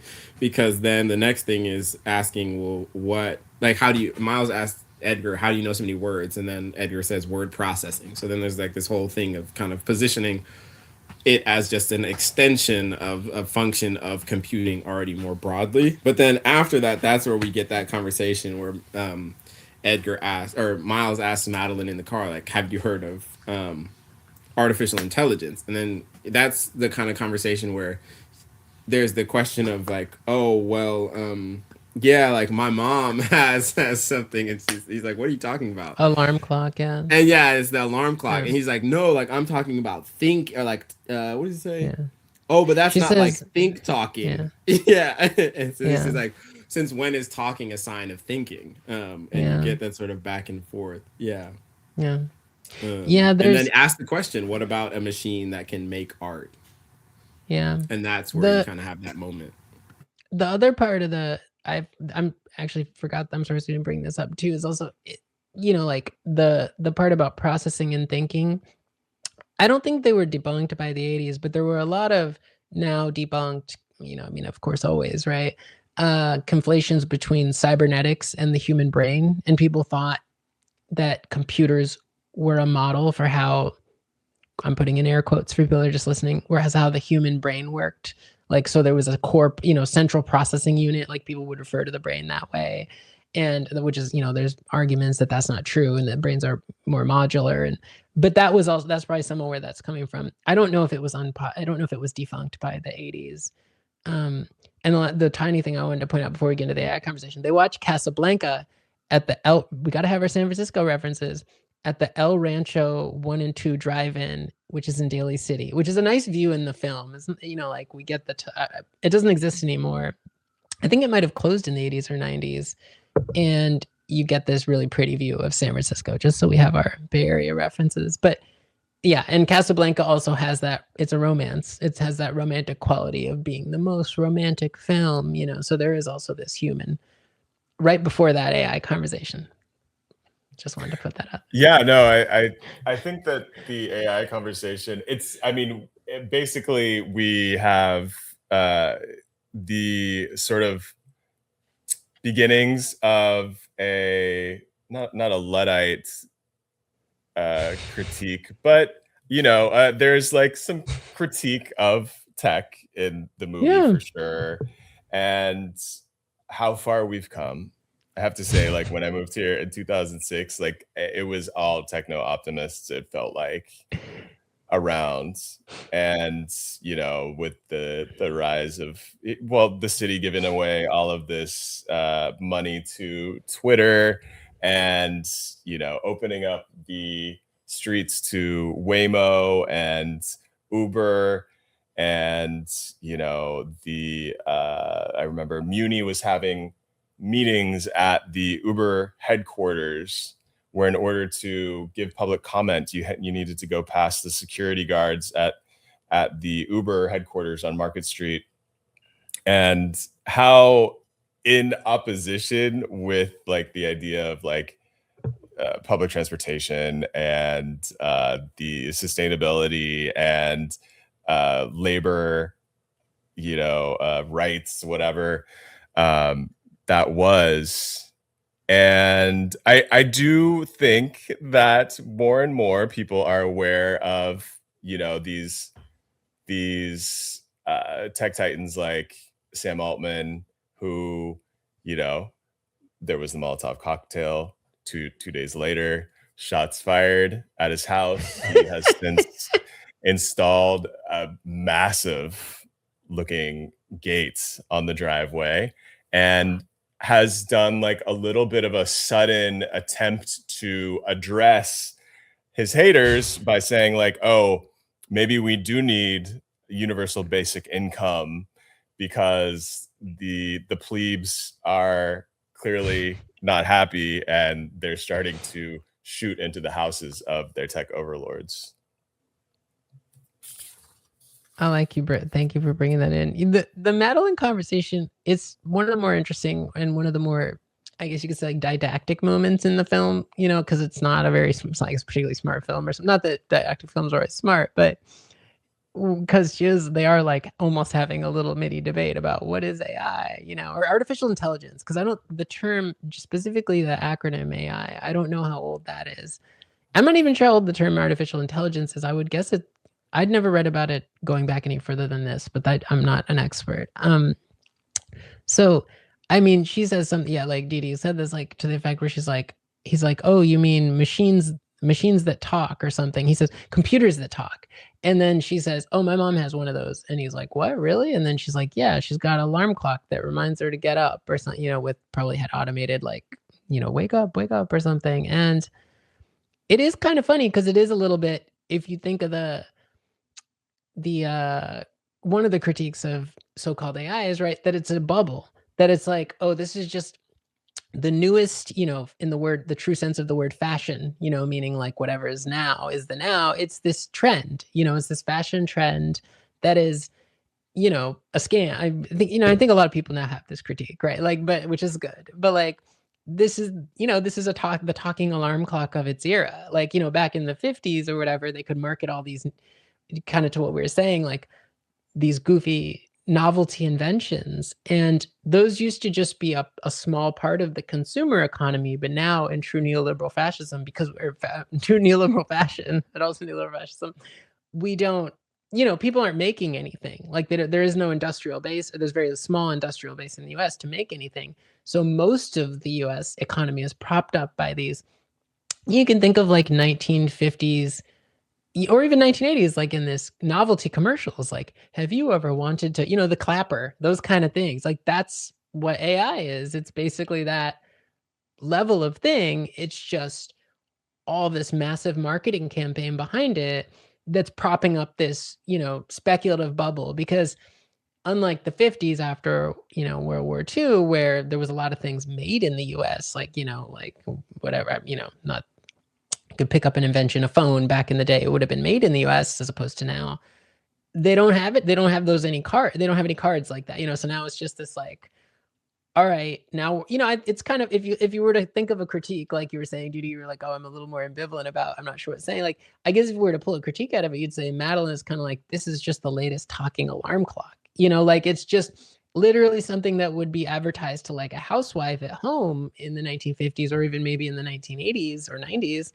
But now the US economy is so attrited from, years of, intentional, and I guess you could say on the one hand, kind of structural abandonment and neglect and things like not building factories or whatever. And of course, like rapid speculation and financialization that is happening hugely in the 80s. And so the whole economy is a talking alarm clock. It's like, but they're saying this is like everything, they're like, oh, this is the new, this will, this is the grand unified theory product, if you will, to make the crude science metaphor. Like this is the one button, gonna like change the world type of thing. And so you could kind of look at her saying that and be like, it's funny because it is like back, 50 years ago, it would have just been one invention. We would have heard of AI. It would have been gone in a couple years, or something. And it's like, well, they don't have any more tricks in their bag now. So it's like, that's all they got. So they're going to make it everything. So, to the extent that I could see the movie being critical of AI or it doesn't, I guess that would probably be it. I think you have troubles. I don't know how critical it troubles. It could, one could extract that. I think that's because it's not necessarily, like I said, not very didactic or whatever movie. No. It's not like out and about, like outright sort of the critique. I think it's more one of the, and I think that you see this much more contemporarily with films and also how people respond to them. It's like it leaves many doors open and, you can kind of enter them as you will. So, yeah, I think, I just did like a very quick, internet encyclopedia sort of thing for artificial intelligence. And it says it began as an academic discipline in like 1956.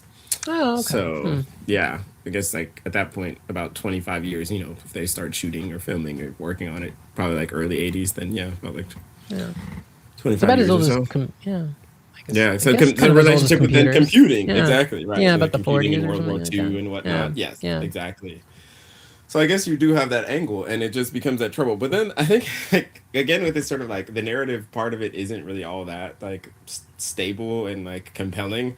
All of a sudden, I think there's this kind of question of like, the constitution of things, and maybe that's why they go there. It was just like all of a sudden, really randomly, they go to Alcatraz, and he's like, "Wait, we're going to a prison?" He's like, "What are we doing at a prison?" And then she's like, "Ex prison. Now it's a recreational institution." So I mean, it kind of is like this idea of like, I don't know, like a sort of alchemy, or like you can make anything out of anything else, sort of thing that sort of came to mind, because I was like, really, like, what is going on here? But then also, I guess you could have the angle of like, it's really just kind of like they see SF as their sort of like playground, because he's not even from San Francisco. Like neither of them are from San Francisco. I think he's supposed to be from like Pasadena, and like that's why he talks about like he went home or something like that. That's why he was coming back from LA.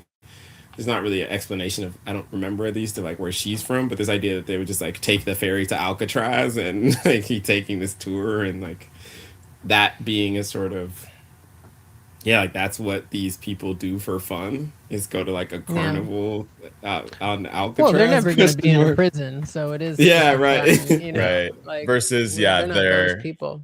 They're haters. Like the note from the his name is Daniel Moreno Gama, the person that drove out from Texas and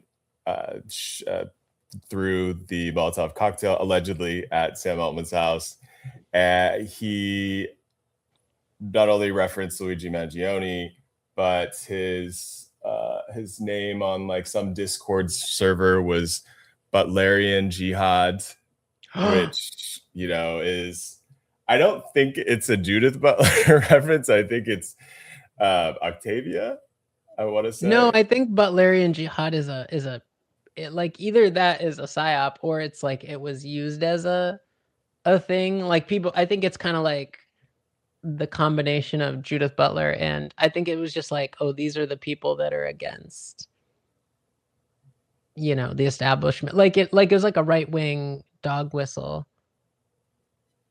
So I think maybe he's reclaiming it, if that's real. I'm not aware. Okay. This is the first time I'm hearing of that news, but I think that would be my interpretation. That would be someone. It's like if someone's, I mean, I don't want to say the word woke, because I feel like woke actually is, you know, they come from Black culture on some level, but like, I don't know. Google is saying that it's from Dune. That there's a novel, one of the novels in the series. Oh, the Frank Herbert? Is Dune, the Butlerian Jihad. Oh, there you go. Okay, well.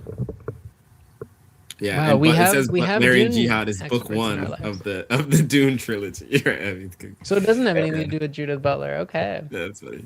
All right. Well, okay. So we've affirmed that, and yeah, it has a reference. It's a reference to advanced technology within the Dune universe, where machines would make decisions for people. The thrower of the Molotov cocktail allegedly, is had done a lot of online scribing, had been anti-AI. Stop AI has been on the program. We can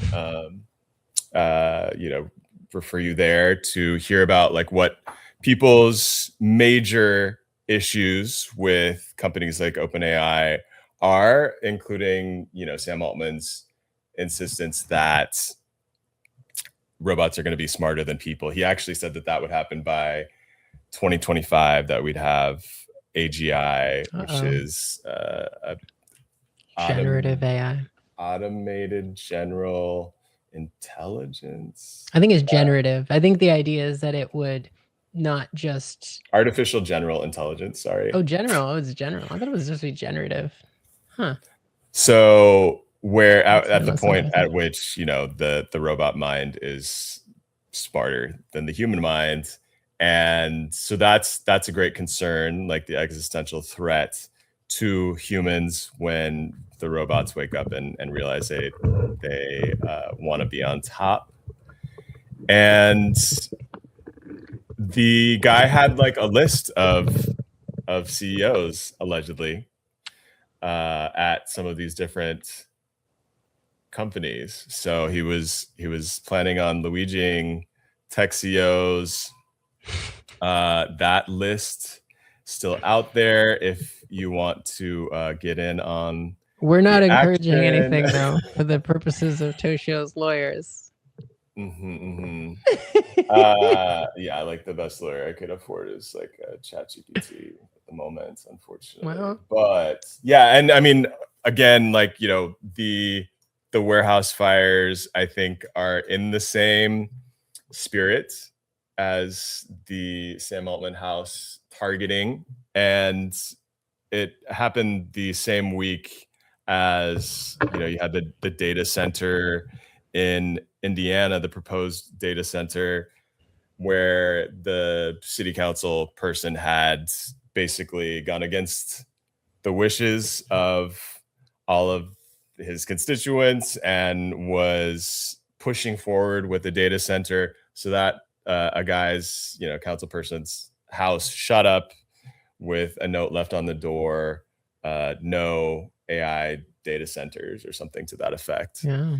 And yeah, the Luddites are back in full swing, it seems. Yeah. And I, for one, I'm happy about it. These are some, just because I feel like we could do this more when we do San Francisco movies. A couple things we didn't mention. She plays at the Davies Symphony Hall, San Francisco. The other thing is, I paused it, of course. The Castro Theater, back when they used to show movies and for like a reasonable price, is showing Fellini's Satyricon, which is one of our friends' favorite movies, Rallo. Definitely not one of mine. And then Pasolini's Decameron, which I do like. I don't dislike Satyricon, but yeah. So back when the Castro regularly showed great movies, so we do get that little bit of queer culture too, because I feel like that was sort of part of queer culture. I feel like the one thing we didn't really get into was the, you know, the AI art question. Yes, we could. We could finish on that. Yeah. I mean that. And yeah, the note, I think, because I think the idea of like, there's an idea of, I think that other people, and I think Martha, who's on your show, criticized this too, is like the idea of, and I forget the other person's name. I think it's Oswego. I forget their first name, who talks about this too. It's like the idea of intelligence amongst people is very disputed, right? Like the idea, like, oh, rich people are smarter. You know, it's always been, I mean, that's been essentially an argument for eons. You know, so like, what is intelligence? And then also, I feel like what's obviously coming up with the music part is like, what is a soul, you know, or something like that, and putting in quotes. And we don't have to use that language, but you know, it could be like, or what is human, you know, because it's like when you were saying the Sam Altman claims like human intelligence will be surpassed by machine intelligence. I was like, well, what the hell is a human intelligence? You know, and yeah, people would often turn to art. So art, and then like love is the other sort of measure where like it really throws the sort of wrench in. It's like, you know, and this question of like, well, what are the characteristics of human? And like often language is posited as this very uniquely human thing, like we can narrate our own sort of worlds and everything like that as this sort of distinct. And again, like that's, I guess, anthropology plays such a role in the sort of determination of like what does or does not constitute like human faculties, you know, alongside sort of like psychology and the sort of quote unquote hard sciences in many of those ways. But I think what comes up is like around this issue around love, is that Edgar is like, when they have that conversation around the song and like the song not being any good, trying to then like define what love is. And that's where I'm like, that's where it feels like it's a very kind of like ambiguous statement, because there is this sort of crisis where it's like a kind of conceit that like, I can't tell you what love is. Like I actually cannot put words to it. So then how am I going to describe it to you? So then you as the computer can't put it out. And that's where, again, this kind of question of like, well, what is sort of like the artificial intelligence, or like the generative nature of this quote unquote generative artificial intelligence, that it really like cannot produce anything. It can only really like quote unquote process a variety of inputs and then sort of try to like alchemize some sort of output for you. And that it then like has this crisis when it comes to this love song, because it's like, I can't compute that. Like the things that you're describing to me, the feelings, like just don't work on a sort of binary level. Like I can't 0, 1, if then, because there's the little moment that it's like doing the calculations. It's like, if Moles loves Madeline and if I love Madeline, like like the if then statements are just like not working, and it like starts to have this crisis. And so I think that there's that sort of degree of things where it's like, okay, like, well, how do you even understand or begin to try to do a sort of cognitive mapping where you can like in any sort of concrete or definite way kind of like determine like, well, this is what makes this human, and then like this is what makes this good art or bad art. Sort of becomes that moment of crisis. It's interesting because the premise of the movie is like, okay, this guy's this incel putz or whatever you want to call him, who, you know, as a person can't figure out what love is. And, you know, if you were to have a more, I don't even know, I'd say like feminist, even common sense critique of the movie, you could be like, okay, but it also is very indicative to the idea of intelligence too. I mean, they're inextricable, love and intelligence. In this way, it's like, okay, you're gonna have a patriarchal ruling class white man define what love is, and it's like, well, it's of course it's gonna be like dominating women, or like, you know, if you want to make it contemporary, it's like men's rights stuff, or whatever you want to call that, like alpha males, you know, all that sort of. I guess, is that what you'd call like all the Andrew Tate, like whatever you call that whole kind of movement that's become really big online. So I'm like, okay. You know, and on the other hand, high key, right? That does go sort of back to romantic poetry. I mean, it's not like you could like, yeah, I mean, it sort of is the thing. Like it is this is a symphony. You know, you could say like, oh, there's a lot of like inceldom in romantic poetry, you know, and there is like in English, at least. I can't say for, I mean, this is true of other languages too. And so then you could say, well, if you look at something like the humanities, it's like, well, yeah, people have spent centuries arguing about what is love. And so and people contesting it. So it's like, if that's not even defined amongst people, it's not really any, just like you could say, I'm saying it's the same thing as intelligence, because that's also, you know, essentially it's the same kind of argument. It's not really defined amongst people either. The idea that a machine has this thing that is itself undefined is kind of seems like a paradox, you know, to use the if, like you're saying, the if then thing is like, well, okay, well, there are people that would disagree with so many bases of, let's assume the film illustrates love in the end or something, which I feel like they also go across the Golden Gate Bridge, and then we get the music video ending, which we obviously have to at least where the movie just becomes literally a music video. But that goes to that point that it's such a snake oil sale that they're like, oh, this is intelligence, when it's like, you know, if people step back and are like, oh, but we don't actually even know what intelligence is. And what does that mean? Because like there's things animals can do that we can't do, you know, like that are just fully beyond our sort of faculties or like way of looking at the world, you know, like, I mean, and there's a bunch of, and then you go into like, oh, is intelligence just, you know, intelligence is this like very limited Western thing that's actually mostly, to the AI point, its trajectory is this kind of instrumental rationality that's driven towards destroying the world. And what does it say about intelligence if your goal is to, you know, kill everyone or something? And so what is that, you know, and if like, okay, if that's intelligence, sure, I'm sure a machine could reproduce that, because the same society that built that racist, you know, colonial, patriarchal, whatever, et cetera, idea of intelligence is the one that designed the machine. So why wouldn't it just absorb and repeat that? Which is also something to get into, right? Like that's kind of what this, we see. We didn't get into the nitty gritty of the computer, but it is like, you know, with people say with AI, it's like it's absorbing what people like to hear and then spitting it back at them. And this is very true. You know, it is very true. Like if I've even like toyed around with like translation software, and a lot of times I'm like, I don't think that's right, the translation, which is pretty simple. I mean, if you think of a machine task translating a language from like, you know, Arabic to English or English to Arabic or something like that, should be pretty easy. But it will constantly just give you what it kind of thinks you want to hear from it, you know, and it will add lots of embellishment. I noticed that, and I'm like, well, I'm not that good of a writer in Arabic or French or something like that, you know, like, so it's clearly adding, you know, it's clearly kind of, it goes back to the personal computer. There's the consumer part of it, right? Where it's like, oh, if people like what they get, they'll buy it more, you know, or I think Martha said this on your show, which you'll put the link to in the description. They'll be on it more. They'll spend more of their time there. If they like what an AI says, they'll go, oh, well, I'm going to do that all the time. It's kind of like and yeah, I mean, maybe like an addictive, pleasure thing. It's like a so it's like, well, that makes doesn't you feel good necessarily, because it's just affirming. Yeah. yes, it's affirming. That's the right But word. then And, it can't even just affirm, because people also talk about it as like, yes, it's like a the slot negging machine. part. Yeah, Yeah. exactly. So it's like, then you have to then seek out the sort of like fulfillment and like that sort of part of it, and like the frustration.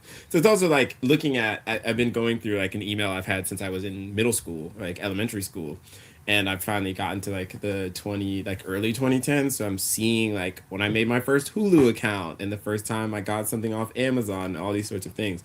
Or even like the earlier years in college, when I was like seeing my receipts for rides and like, across borough rides in New York, and how much like the Uber or the Lyft receipt was for it, and the sort of way that companies go about trying to establish that social integration, where they do kind of front load you with the sort of fulfillment, and then start to introduce like the hangups, like, because it's like, once they've got you, like, what are you going to do? And that's often how they really present it. It's like, well, you're stuck here now. And I think especially on the level of like entertainment and pleasure and even memory, like that's the thing I've been talking about with people now, because one of my early social media accounts that I was on for a really long time, like a Twitter account I started as like a early teenager that got deactivated when I was like halfway through college. I have just notifications, and I'll have like half of a conversation because of I used to have the notification set up so when people would direct message me, I would get the email like, oh, such and such, so and so has sent you a direct message. And unlike Facebook, which would just tell you that something happened and not actually show you the content in the email itself, Twitter back then would. And so then like I have half conversations and like half memories of things, but because I no longer have access to that, like a whole chunk and portion of my life that I didn't even realize I was spending so much time on. I was like, oh, I was so like always narratives. Like I was so busy in high school and middle school between like, sports and, being a college prep school, whatever. Like there's no way I was on social media as much as like I now often feel like I am. But then seeing just like how many of my email notifications were just like responses to tweets or people sending direct messages, like it gets you very like deep. And that was in the early days, so I'm like, I never stood a chance, because like at this point, like now that I'm trying to get off this stuff, because it is at that point where like they are sort of negging me and constantly giving me stuff, I'm like, there's no way, there's none of my activity could suggest that this is what I want to see. And it's being used much more like typical traditional media to sort of like promote these particular like forms of propaganda and these sort of like political narratives. Now that like that's the majority of what I get, even against my will and my activity, I'm like, but I can't even get off of it, even though I like feel detached from it, because it's so looped. Like I go to pull the slot machine again. Right, because they give you the half tweet in the email that you have to click through, and then all of a sudden you're on their platform and you have to start doing research into what you were even thinking when you initially tweeted. And it's something that, I mean, has been happening now for years with Google. I mean, it's such a sad state where like now Google is monetizing the time that we have to spend to confirm that the AI summary at the top of Google isn't complete bullshit, because they continue to make money off of selling ads by keeping us on Google, looking through the slop, trying to find a good answer. Even if we never find that correct answer, they're still able to monetize the time that we spend on their site. Yeah. Well, it's also that we talked about this like years ago, and I might have even talked about it in an episode where we talk about like, any sort of tech invention, like one of the things it always does is cannibalize the free version of it or something. So like you think of search engines in the 90s, there was like a bunch, it was like Lycos, Excite, there were all these search engines, and you to a degree, and I mean, I'm sure it goes back even further. It wasn't on a computer past then, but that you had it, which kind of goes to the marketing idea, right? Is that marketing is like, it's like a mouse in a maze. It's like get people to the brand, keep them in the sort of, they can only use this. If I give you this, you have to buy this. And if you buy this, then you have to buy this. And if number one breaks, then, and you still have 3, 4, and 5, well, you got to go back and buy number one, right? So like what you're saying about like Twitter and stuff, deedee, like, but it does strike me that this is all kind of like sort of part of the marketing part of it. And that it's like how, and kind of with marketing, it's kind of the very limited sort of behavioralism of it, where it's like about, which that probably goes back to like the 50s of like using psychological behavioralist models to like drive people towards certain tendencies. Like people are hungry when they see the color red. So we at McDonald's, we're going to make our colors red, or in the West. I mean, it doesn't always work everywhere, right? Like, so it feels like that's part of that dependency. And then the other part of it is that we've talked about probably in the past with tech things, is that they'll cannibalize, like with search engines, they cannibalize all the other search engines. And then now there are none of those other search engines. And so most people are like, oh, I don't even know another search engine other than Google. Maybe in other countries they use Bing, but it's basically two evil mega corporations, right? Like it's hard to, there is the one that someone tipped us onto, which I want to say it's called marginalia search or something like that. There are some, you may see some kind of resuscitation of sort of niche, kind of like how it was in like, I guess probably the 90s or maybe even early 2000s of, internet culture. But yeah, it has become so corporatized that there's only one or two options, so that even if you understood what's happening, like you were saying, Toshio, with AI, like, oh, I know this is not the answer, I'm getting a terrible answer, where else do you look? It's kind of the thing that Uber and Lyft did, where it's like, how Uber and Lyft made money was not making taxis. That's not original, or making an app. It's destroying public transit. It's destroying taxi unions and labor unions, right? It's kind of the negative function of financial capitalism, right? Where you could also say U.S. political policy works this way. Like it's not about making a successful thing. It's about destroying the things that prevent people from a livable life, so that you can make them kind of do whatever they want. And social media is a great example. It's younger people complain about this all the time. It's like, well, okay, if I don't want to spend time on social media, where would I go? All the public places have been, like there's cops everywhere. There's surveillance cameras. There's empty condos. There's defensive architecture on everything. You can't skateboard around a lot of places like you could, even like I would say to a degree when I was growing up, or people, maybe in the 80s, and not that we see this in this movie. So it is kind of the way where it's like you sort of just funnel people into these very narrow things, and then they, maybe I don't know if anyone used the word dependency, but yeah, they're kind of dependent on it, because it's like, well, you live in a city where the public transit has been destroyed so long for years. Of course, you can take an Uber if you can afford it. Of course, you're gonna like. It gets to the point where it's like, well, what do you do? So it is kind of that rationale that you, Deedee, referred to. I forget the person's name, but it's always on millennials like killing capitalism. It's kind of that rationale is applied to the world. It's not just, the tools, computer technology we may use at work. It's like, how do we control every option these people make? And that's, policing is essentially what we're talking about. Like, right. It's literally coercive. It's it's sort of like the like exponential growth of coercive kind of like social ordering. Like you cannot sort of like the making it inescapable.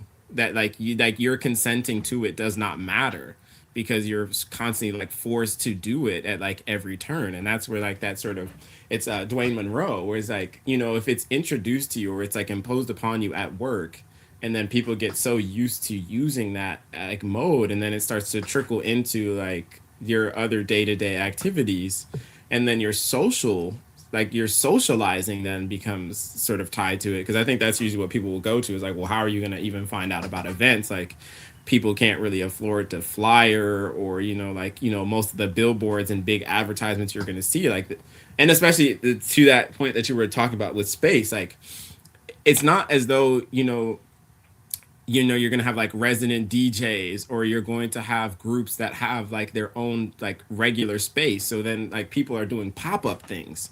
And so it's really difficult to keep up with pop-up events without social media, because then like you can't know, like, if I go to this venue pretty much like any given weekend, then it's always going to be the sort of thing that I'm into is going to be happening there. So then people are like having to follow acts or follow DJs to and fro wherever they might be playing, or like venues like there. I mean, and I'm not opposed to it like on its face, like a sort of multi-genre musical venue. It's not like, okay, like I can go here and I'm gonna know that like the act that I like, the types of acts I'm into are going to be playing. It's just like a sort of crapshoot of like whatever it is. Then people turn to it, and then it's not, it's like also at a point where it's like so ingrained that like people might not even have like a website.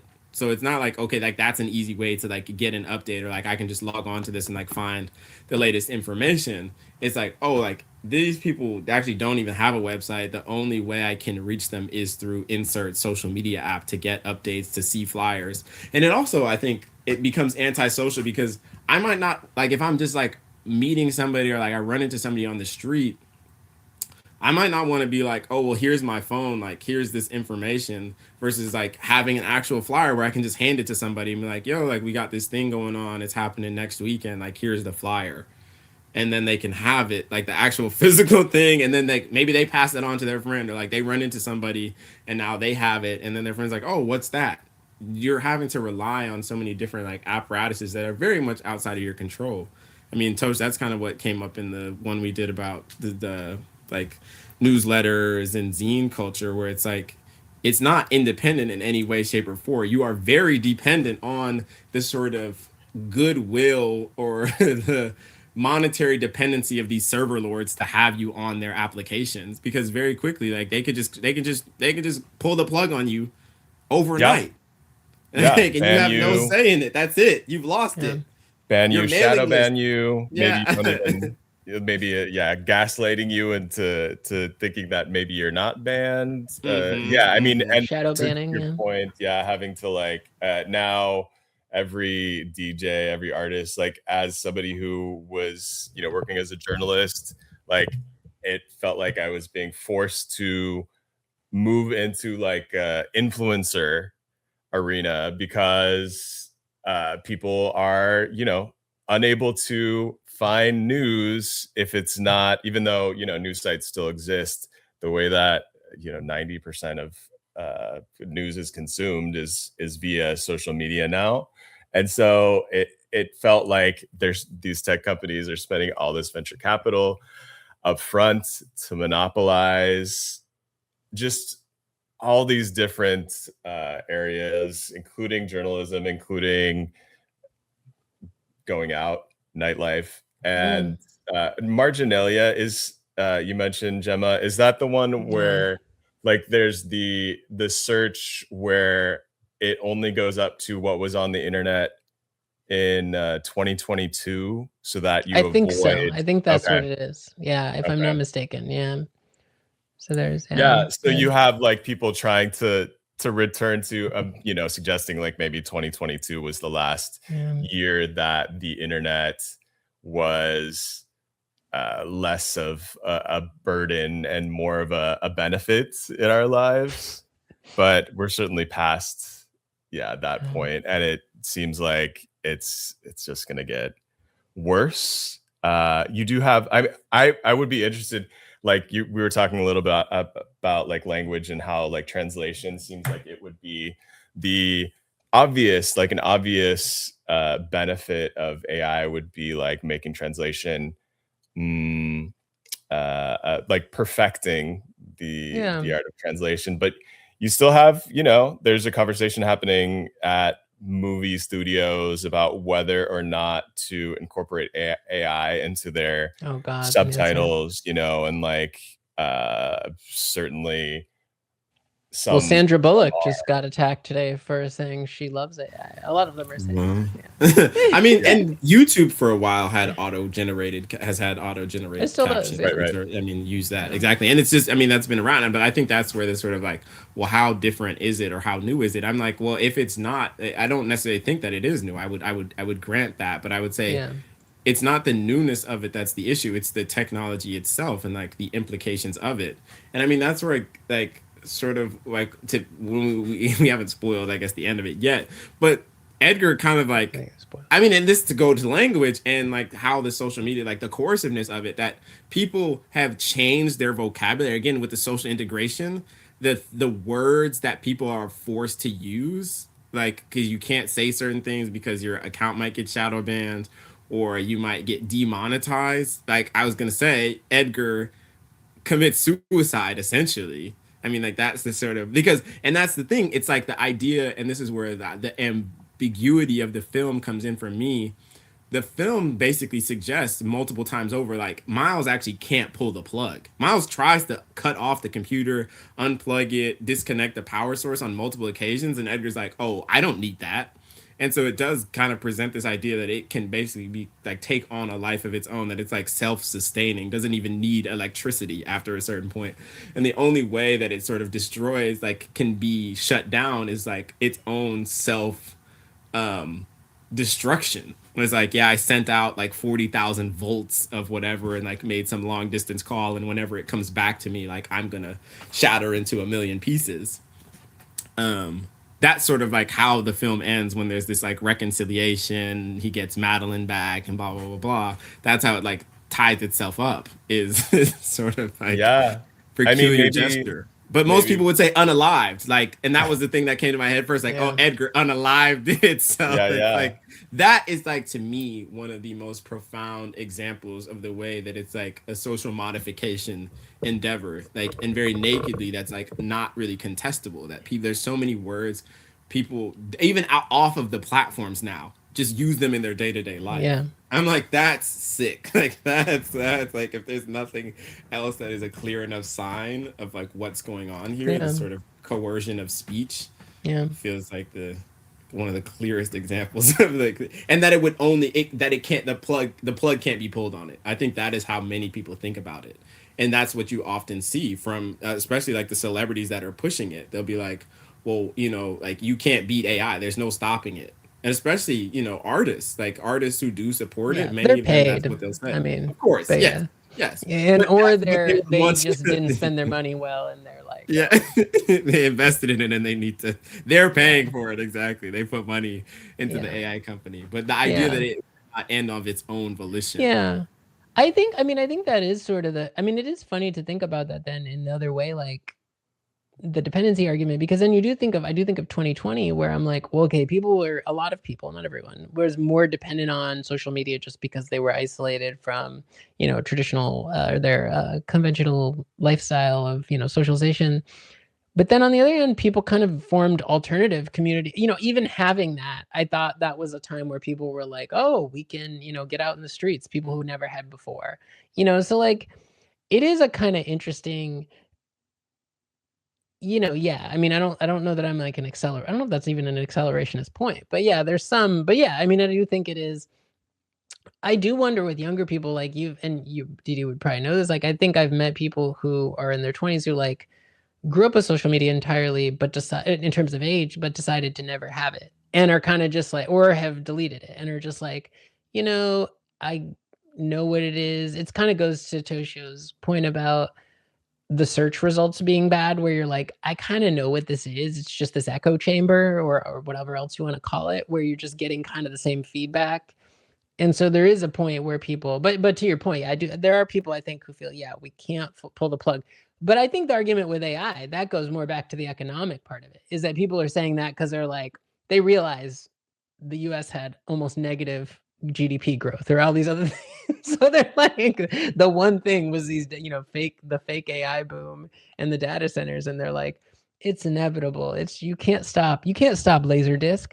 Everyone's going to be watching movies on Laserdisc. You know, you kidding me? Everyone's going to have a Scion, you know, whatever like thing is supposed to be the future. That was a car reference for me to get. Like, it's like, you know, I do think if we look back at the 50s as the kind of golden era, again, that point is like, as far as I can tell, you know, I mean, I was not alive in the 50s, but like there were commercials for these things that claimed to be the future all the time, you know, and very often they were like, you know, this whistle can mimic a dog, so you won't even need a dog anymore. Or so, you know, like it'll mimic the sound of a dog, whatever, just the most absurd thing, you know, like kind of invention.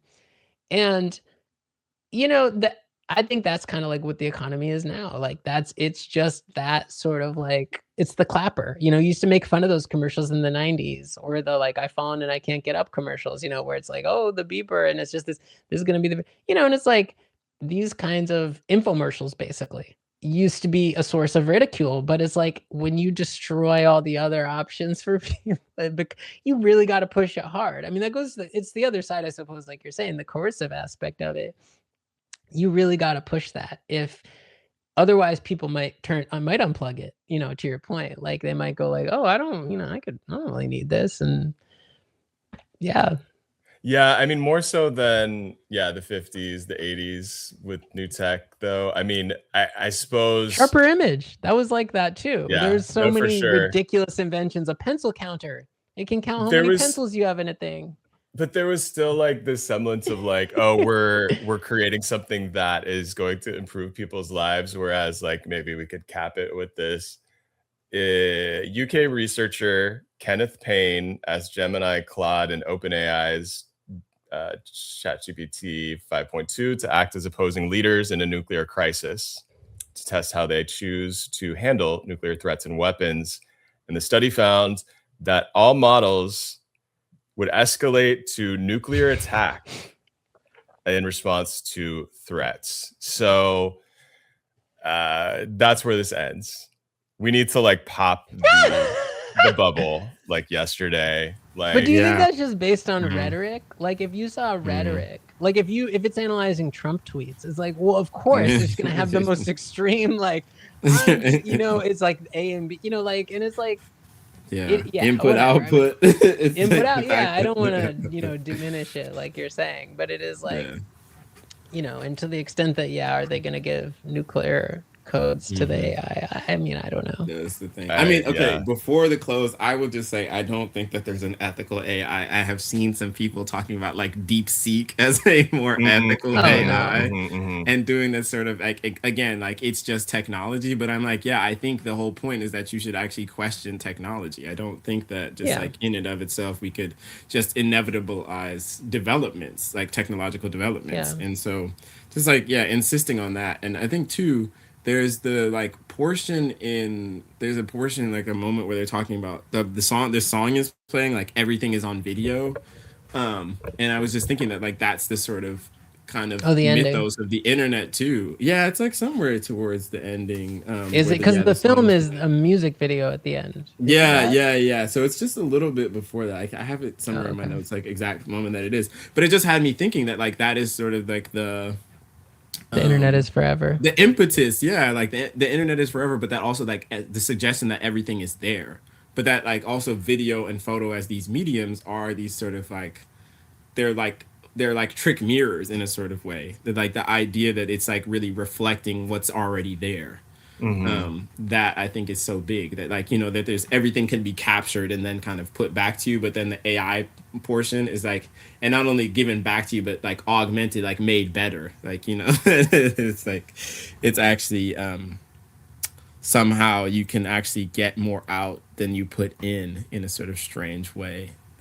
That'll be like purified in the process of it'll be anointed in the strange alchemy of artificial intelligence. And I think just constantly sort of refusing that, and also sort of refusing the sort of speed up, because I think that's the thing about the like that moment in the pandemic for many people, not for me because I was still just working the whole time, so I didn't actually ever get to feel that mode. But I think what I noticed is that people then tried to like rebound by almost like trying to catch up on lost time. So I think the slowness that was sort of imposed by the lockdowns then sort of like made more possible those connectivities. But I think people have rebounded from that. That was the quote unquote opening back up by then getting back into those cycles, and not only just getting back into the cycles of the speed up, but intensifying it. Like I have to go in quadruple time. And the last thing I'll say is that what you were saying, Jemma, about like the disruption and dismantling of public infrastructure and public transit relative to Uber and Lyft. I think that's the thing around the generative AI is also the destruction of like art and music programs, so that like people are like, oh, well, this is expedient. Like I did have access to like an arts or a music program or whatever schooling I did. But now even without that training, like I can just put a picture of myself into this thing and it'll, make this beautiful thing. Or I can just give this program a prompt and it'll produce the image or produce the music, and there's no like questioning like, well, why, like, and as much as I do have this desire to be like musically not only inclined but also like practiced, why haven't I actually had the ability to do that? And now I feel myself reliant, or like my sort of workaround is to just put the prompt in or give it some music that I like and have it produce something. Where it's like, that is, to me, evidence of like you have that desire, and rather than question why you don't actually have the skills and the ability to make the thing that you want to do, and like rail against the world that is like constantly just telling you to work and have these little trinkets and kind of perverse pleasures to satiate yourself with, you just like, oh well, yeah, we can't unplug it, so this is all I've got. Yeah, the art question, that's true. We didn't talk that much about that. I know we're trying to wrap up, so but it is interesting. The thing we were saying about music, people were saying in the middle 20th century about the phonograph too. Like there's an Adorno quote that I remember where he says something like, the phonograph fills the parlor hall with the music that the bourgeois family no longer even tries to learn, or something like that. So like you would have had to learn a piano piece if you wanted music in your house in the 1850s or whatever, or even just before the phonograph. And that, so by getting a record of it, you didn't have to learn Beethoven anymore, or even not to mention whatever a record does to Beethoven, because you can't put the whole symphony on one record. So yeah, there's a lot of art, but I also think this is the economic part of it, where it's like, well, movies have been getting progressively bad. Hollywood can't make a bunch of good movies for a bunch. I mean, a lot of this has to do with getting around labor and insurance and other things like that too. Even this movie, we haven't really talked about it formally, which we can leave it at that. I mean, one incredible reliance on montage. Like, oh my God, he shot music videos? Really? I'm shocked. Like, it's just like 50 montages.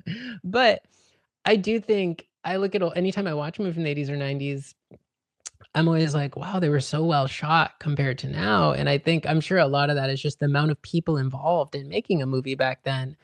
And it wasn't people doing just back end post-production stuff. It was production. So it wasn't just CGI or like that kind of stuff. It was like people on set, making, not that this is the way Hollywood is, not to say it's the only way to make a movie, and quite the opposite. But, I do think that, and it kind of is the thing I said earlier, where it's like the bands, like not that there aren't bands anymore, but there used to be more groups making music, and that started to get less profitable for the bottom line. Not that people didn't like the music, it didn't have to do with the music, it just had to do with the means of the sort of mode of production. And so I think that there's also a way to look at that and then go, art arguably was always this sort of disciplinary apparatus and distraction, all these other sort of things, whatever, not exclusively that, but whatever.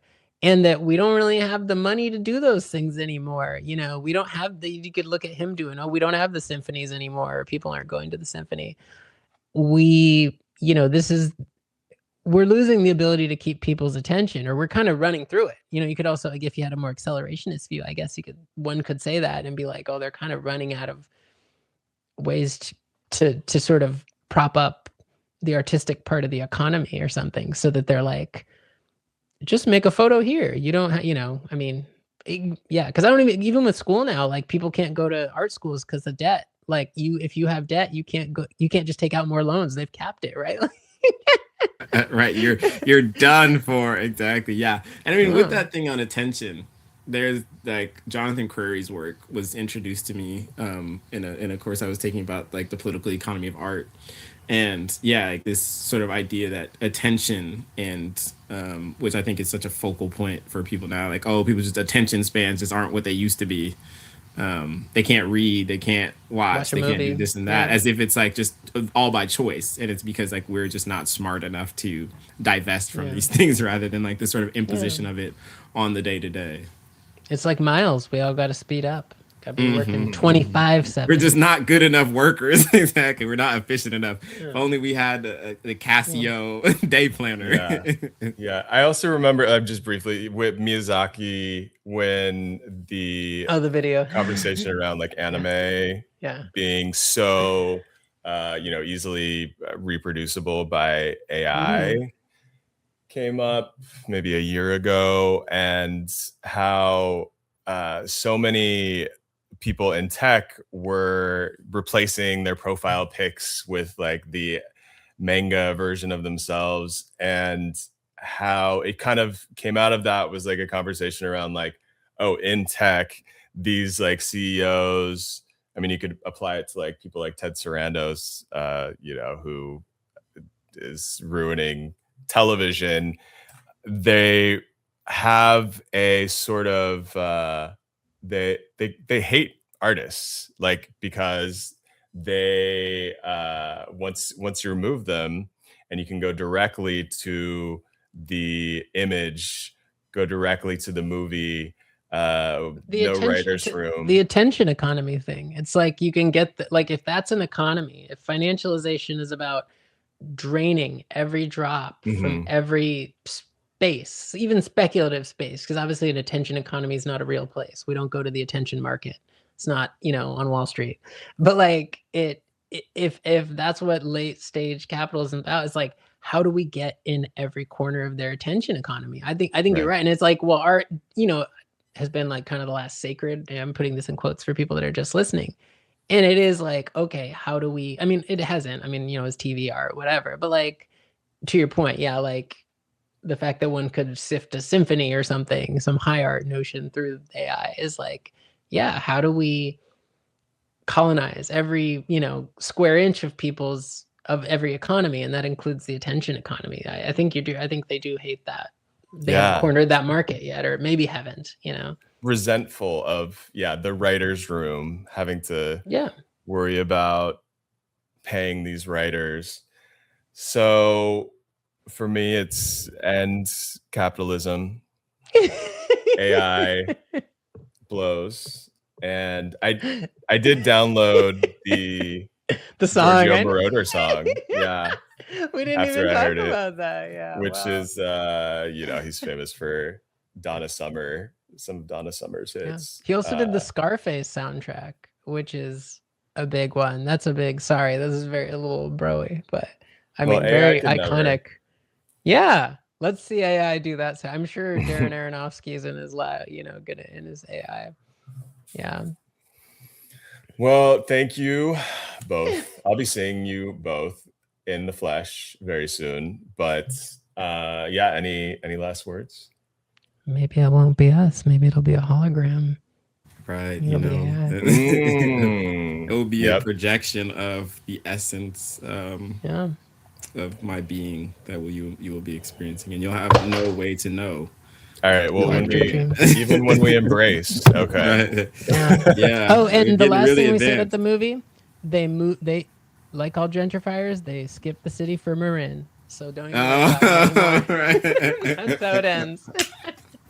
Yeah, let's all be Luddites continue to sort of refuse the imposition of technologies that do nothing but make our lives actually more difficult. Like extract more and more from us and leave us with less and less. Yeah. So. Agree. All right. Thank you for listening to the show, and especially thank you to everyone who is contributing over at patreon.com/Sad Francisco. You're making it possible for Sad Francisco to exist. And if you're not already a member, think about joining. Again, it's patreon.com/Sad Francisco.